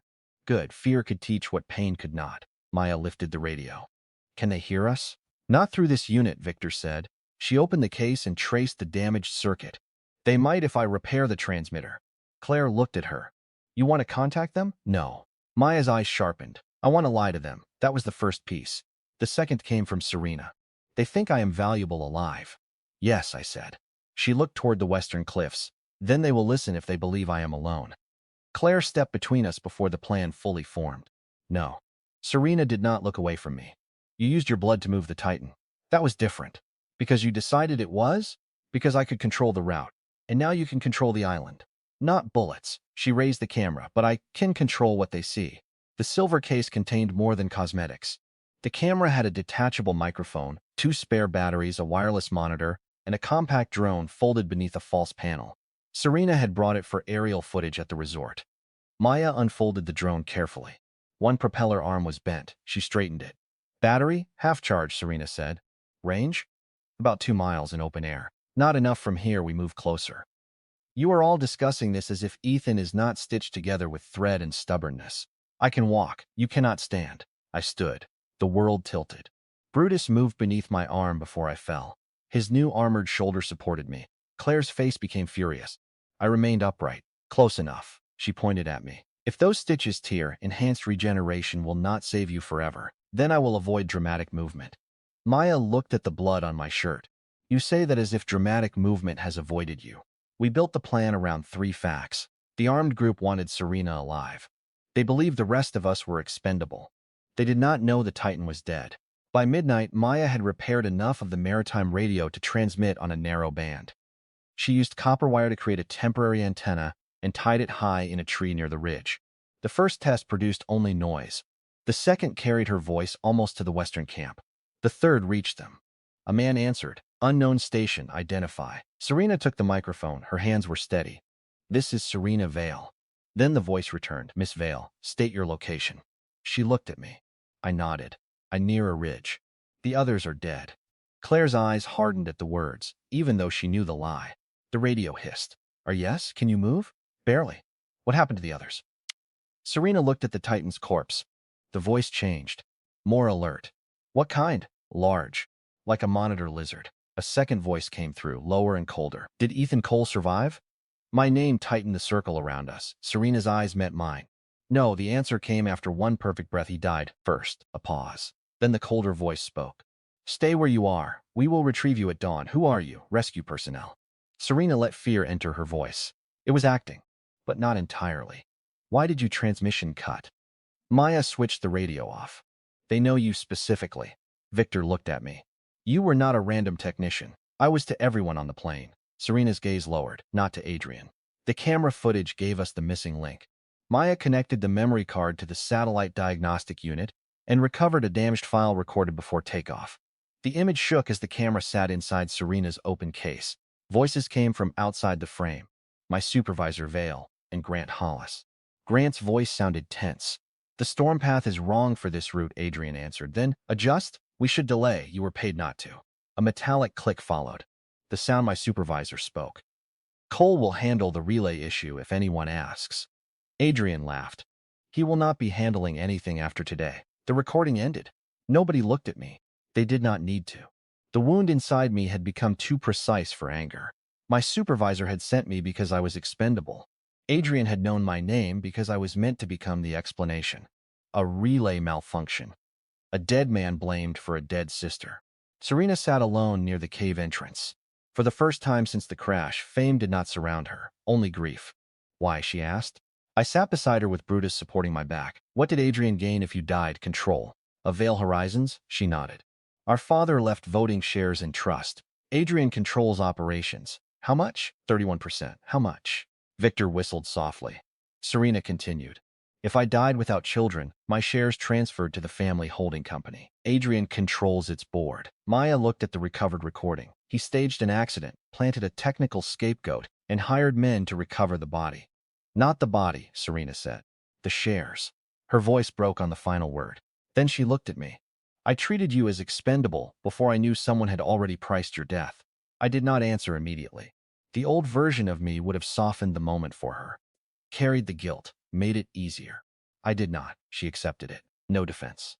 No polished apology, just the truth. I will spend the rest of my life remembering that. Good. Claire looked at me sharply. Serena did not. She nodded. Good. At first light, the Western Patrol moved. 8 men, 2 utility vehicles, 1 mounted gun. They followed the false location Serena had transmitted. We were waiting 300 yards north of it. Maya flew the drone above the canopy. The live feed showed the convoy moving along a rough track hidden beneath vines. The vehicles were military-style all-terrain carriers with Vale Horizons markings painted over in black. The mounted gun was not a machine gun. It was a compressed gas launcher designed to fire tranquilizer darts at large animals. That told us something. They expected the Titan, Claire said. Or used it, I replied. Maya zoomed in. Metal containers sat in the rear vehicle. Animal bait, sedatives, tracking equipment. The armed group had not merely occupied the island. They had been studying it, maybe feeding it, maybe steering it toward survivors. The patrol leader was the cold voice from the radio, tall. Shaved head, gray tactical shirt, a scar crossed one cheek. The system identified no name. Serena did. Victor frowned. You know him? Adrian's head of private security. The latter had reached its final rung. Voss stopped the convoy at the false location. One man found the blood strip we had planted. Another found torn fabric. Voss raised a hand, the group spread out. They expected Serena injured and alone. Instead, Ash moved through the brush to their left. Flint and Rain circled right. The dogs did not attack, they guided. A branch snapped. One guard followed the sound, then another. The patrol divided. Exactly as Maya predicted, the first man stepped into a snare, bamboo bent. Marine cord tightened around his ankle. He rose upside down before he could shout. Ghost seized his rifle sling and dragged the weapon into the brush. The second guard ran toward him. Brutus hit the side of the vehicle. His evolved body lifted 2 wheels from the ground. The driver screamed and turned the steering wheel. The vehicle rolled into the ditch. The mounted launcher snapped from its base. Voss fired 3 shots toward Brutus. The bullets struck his armored shoulder. He staggered. Did not fall. Guardian's Wrath activated. Red markings blazed across his chest. He charged. The guards broke formation. That was our opening. Victor and Paul emerged from the eastern brush with the pistol and crossbow. Maya fired the rifle from behind a stone wall, striking the ground in front of the second vehicle. "Drop your weapons." Most did. Voss did not. He grabbed Serena. She had positioned herself where he could see her, where we told him not to reach her. His arm locked around her throat. The pistol pressed beneath her jaw. Everything stopped. Voss dragged her backward toward the surviving vehicle. "Cole," he shouted. "Show yourself." I stepped from the trees. Claire cursed behind me. Voss smiled. "You look disappointing for a dead man." I have heard that before. His gaze moved to Brutus, then the dogs, then the armed survivors surrounding him. "You caused more trouble than your file suggested." "You read my file?" "Your supervisor described you as compliant." He confused patience with obedience. Voss tightened his grip on Serena. She winced. "You will call off the animals." "No, you think I will not kill her? You were paid to deliver her." His eyes changed. "Only slightly enough. You need her alive," I said. "Adrian needs a signature, a transfer." Voss smiled again. "You are smarter than your supervisor." He was not a high standard. Serena's hand moved near her waist. Voss did not notice. The camera microphone remained clipped beneath her shirt.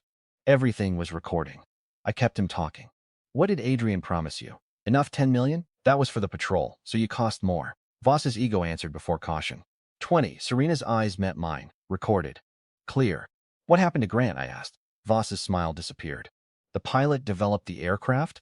I ensured the left engine failed where the island would catch the wreckage. And the storm? A useful accident. You removed the beacon. We recovered it after impact." Serena's breathing changed. Voss mistook it for fear. It was rage. "You killed Grant," she said. "He made a professional mistake. You tried to kill all of us." "No." His pistol pressed harder against her jaw. "I tried to kill them. You were supposed to survive." There it was, the confession. The whole table turned. Maya's drone hovered above the clearing, transmitting the audio to the repaired radio, which broadcast on every open maritime frequency her improvised antenna could reach. The beacon at the western camp had been modified during the night. Not disabled, amplified. The confession was leaving the island. Voss heard the faint echo from his own vehicle radio. His face changed, his voice broadcast back through the speaker with a 2-second delay. He looked at Maya, then at the drone. "Kill the transmission." One of his guards raised a rifle. Shade hit him from behind. The weapon fired into the air. Voss pulled Serena toward the vehicle. She drove the camera battery into his injured cheek. He flinched. Her other hand trapped the pistol wrist. Not strong enough to control him. Strong enough to change the angle. The gun fired. The bullet passed above her shoulder. I moved. My stitches tore on the first step. Heat flooded my side. I ignored it. Voss shoved Serena away and aimed at me. Brutus roared. Voss turned the pistol toward him. That was his mistake. I hit him before he fired. We crashed against the vehicle. Pain weakened my left side. Voss felt it immediately. He drove a knee into the wound. My vision went black at the edges. He struck my face once. Twice. Then he reached for the pistol on the ground. I caught his ankle. He kicked free. His hand closed around the grip. Serena stepped on his wrist. He looked up. She held the camera above him. The red recording light blinked. "You said the others were expendable." Voss laughed through blood. "They are." She looked at me, then at Claire. "Maya, Brutus, the dogs. The people who had carried one another across the island." "No," she said. Her voice became the one from billboards, screens, premieres, and interviews. "The voice millions knew you were." She kicked the pistol away. Voss grabbed her ankle and pulled. She fell. He rose.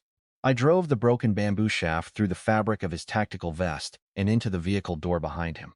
It did not pierce his chest, it pinned him. He struggled. The shaft held. Victor approached with the pistol. Voss looked at him. You know what men like us do to survive. Victor raised the weapon. For one dangerous second, I thought he would fire. Then Noah stepped into the clearing.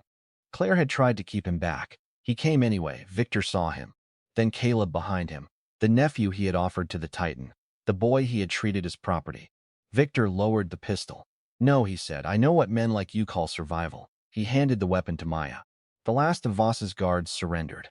The western camp fell before noon. We entered through the eastern gate with Brutus at the front. The men inside had already heard the confession over their radios. Most dropped their weapons without resistance. The concrete chamber beneath the main structure held the emergency locator beacon, satellite equipment, spare fuel, medical supplies, and records. Maya found the transmission logs. Serena found payment authorizations signed through an Adrian Vale shell company. Claire found enough antibiotics, anesthetic, and surgical equipment to treat every serious injury. I found my name, a printed incident report already prepared. Ethan Cole, contract technician, caused unauthorized interference with navigation relay, resulting in catastrophic route deviation and aircraft loss. My death had been written before takeoff. I folded the page. Voss watched from the floor with his wrists bound. You should have stayed useful, he said.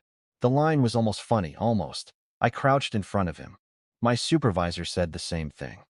He looked at the blood soaking through my bandage. You still think you won? Outside, Maya activated the satellite transmitter. The first confirmed distress message left the island. The second carried Voss's confession. The third carried the aircraft recording. The fourth contained every payment record linking Adrian Vale to the operation. Helicopters would come, Coast Guard units, police, news crews, lawyers. The whole world Serena had believed would save us finally knew where to look. But it was no longer saving a celebrity. It was arriving to witness a crime. I leaned closer to Voss. You priced every life on this island. His smile faded. And you forgot we could compare notes, I stood. By sunset, the first rescue helicopter appeared beyond the western cliffs. Serena stepped into the open clearing. The camera remained in her hand. She filmed the aircraft approaching. Not for publicity, for proof. Claire stood beside Lana, whose leg had been reset under anesthesia. Maya operated the radio station as if she had built it herself. Paul and his wife organized supplies. The sailors dismantled weapons under supervision. Noah sat beside Ash. Caleb remained apart from Victor. That distance would not heal quickly. Perhaps it never should. Brutus stood at the center of the clearing. No cage could have held him. No rescuer would have understood him. When the helicopter descended, armed officers moved toward us. Brutus growled. I placed my hand against his head. Stay. He looked at the sky, then at me. The bond tightened. He would not leave the island. Neither would the pack. This was their world, their territory, ours. Serena approached. They will take you to a hospital for a while, and then? I looked over the jungle, the waterfalls, the caves, the ruins beneath vines, the resources hidden under stone. The island had nearly killed us. Then it had given me a crown no city could understand. I come back. She nodded as though she already knew. The officers arrested Voss and the remaining conspirators. Adrian Vale was detained before our helicopter reached Fiji. The confession had spread faster than his lawyers. My supervisor tried to claim he had been threatened. The aircraft recording answered him. Within 3 days, Vale Horizons board removed Adrian. Within a week, Serena exercised her voting block and froze every account connected to the shell companies. Within a month, the case became the largest corporate conspiracy trial in the region. The story the world received was simple. A billionaire tried to murder his sister. A private security team occupied an island. A plane crashed. Survivors fought their way out. The truth was stranger. The world never learned about the system. It never learned that Brutus had evolved. It never learned that 7 wild dogs carried wounded people through the jungle. It never learned that the Titan Monitor had ruled the island for longer than our maps admitted. Some truths belonged to those who paid for them. Claire visited my hospital room every day, even after the doctors declared the wound impossible to explain. Maya brought diagrams for a permanent radio network. Serena brought the camera. She placed it on the table beside my bed. I deleted nothing. Good, the footage belongs to all of us. Not Vale Horizons? Not, she sat near the window. What happens to the island? Vale Horizons owns the research lease. She smiled faintly. I control Vale Horizons now. That was when I understood. The island would not become another resort. It would become a sanctuary, a research station, a protected territory. Maya would build systems that respected it. Claire would establish a medical outpost. Serena would fund it. Victor would testify. Paul and Lana would manage logistics. Noah would return when he was older. Even Caleb asked to come back someday. I did not answer him. Some doors needed time before they opened. 6 weeks after the crash, I returned. The new boat stopped beyond the reef. I stepped into the shallows and walked toward the beach. My leg no longer hurt. The scar at my side remained. I kept it. The system could have erased it. I chose not to. Brutus waited beneath the trees. He was larger than before. Armor covered his shoulders. Red markings glowed faintly across his chest. The pack stood around him. Ash came first, then Flint. Rain, Thorn, Ghost, still carrying a pale scar along one flank. Ember, Shade. They lowered their heads. The system opened. Host has returned to claim territory. Followers recognized. Human settlement established. Territory stability increasing. New title available. Island sovereign. I accepted. Golden light moved through the ground. Across the ridge, the first permanent shelter lights came alive. Maya's turbines turned in the tidal channel. Claire's clinic opened near the spring. A communications mast rose above the western cliffs. Serena stood near it with the camera. No makeup. No entourage, no fear hidden behind value. She lowered the camera as I approached. The board approved the name. What name? She pointed toward the metal sign near the dock. Coal Sanctuary. I looked at her. No. Her smile widened. Too late. Yes, so change it. No. Claire joined us. She is impossible now. She was impossible before. Maya called from the radio tower. We have power instability because someone is blocking the intake channel. Brutus looked away. A fallen tree rested across the water. Very similar marks covered it where tusks had pushed the trunk. I looked at him. He blinked. Serena laughed. The sound carried across the beach. For a moment, everything became quiet inside me. Not empty. Complete. I had spent my life carrying weight for people who never learned mine. On the island, I found people willing to carry mine back. The system appeared one final time. Territory pack established. Legacy path unlocked. Next evolution condition, expand beyond the island. I looked toward the horizon. The world beyond the reef was larger than this territory. Crueler, too. There would be other men like Adrian. Other people priced as expendable. Other places ruled by fear. Brutus stepped beside me. The pack raised their heads. Claire folded her arms. Maya shouted again about the turbine. Serena lifted the camera. What exactly are you now, Ethan? The old question. The cruel one. The question that had followed me onto the island. This time I knew the answer. I looked at the sanctuary rising behind us, at home.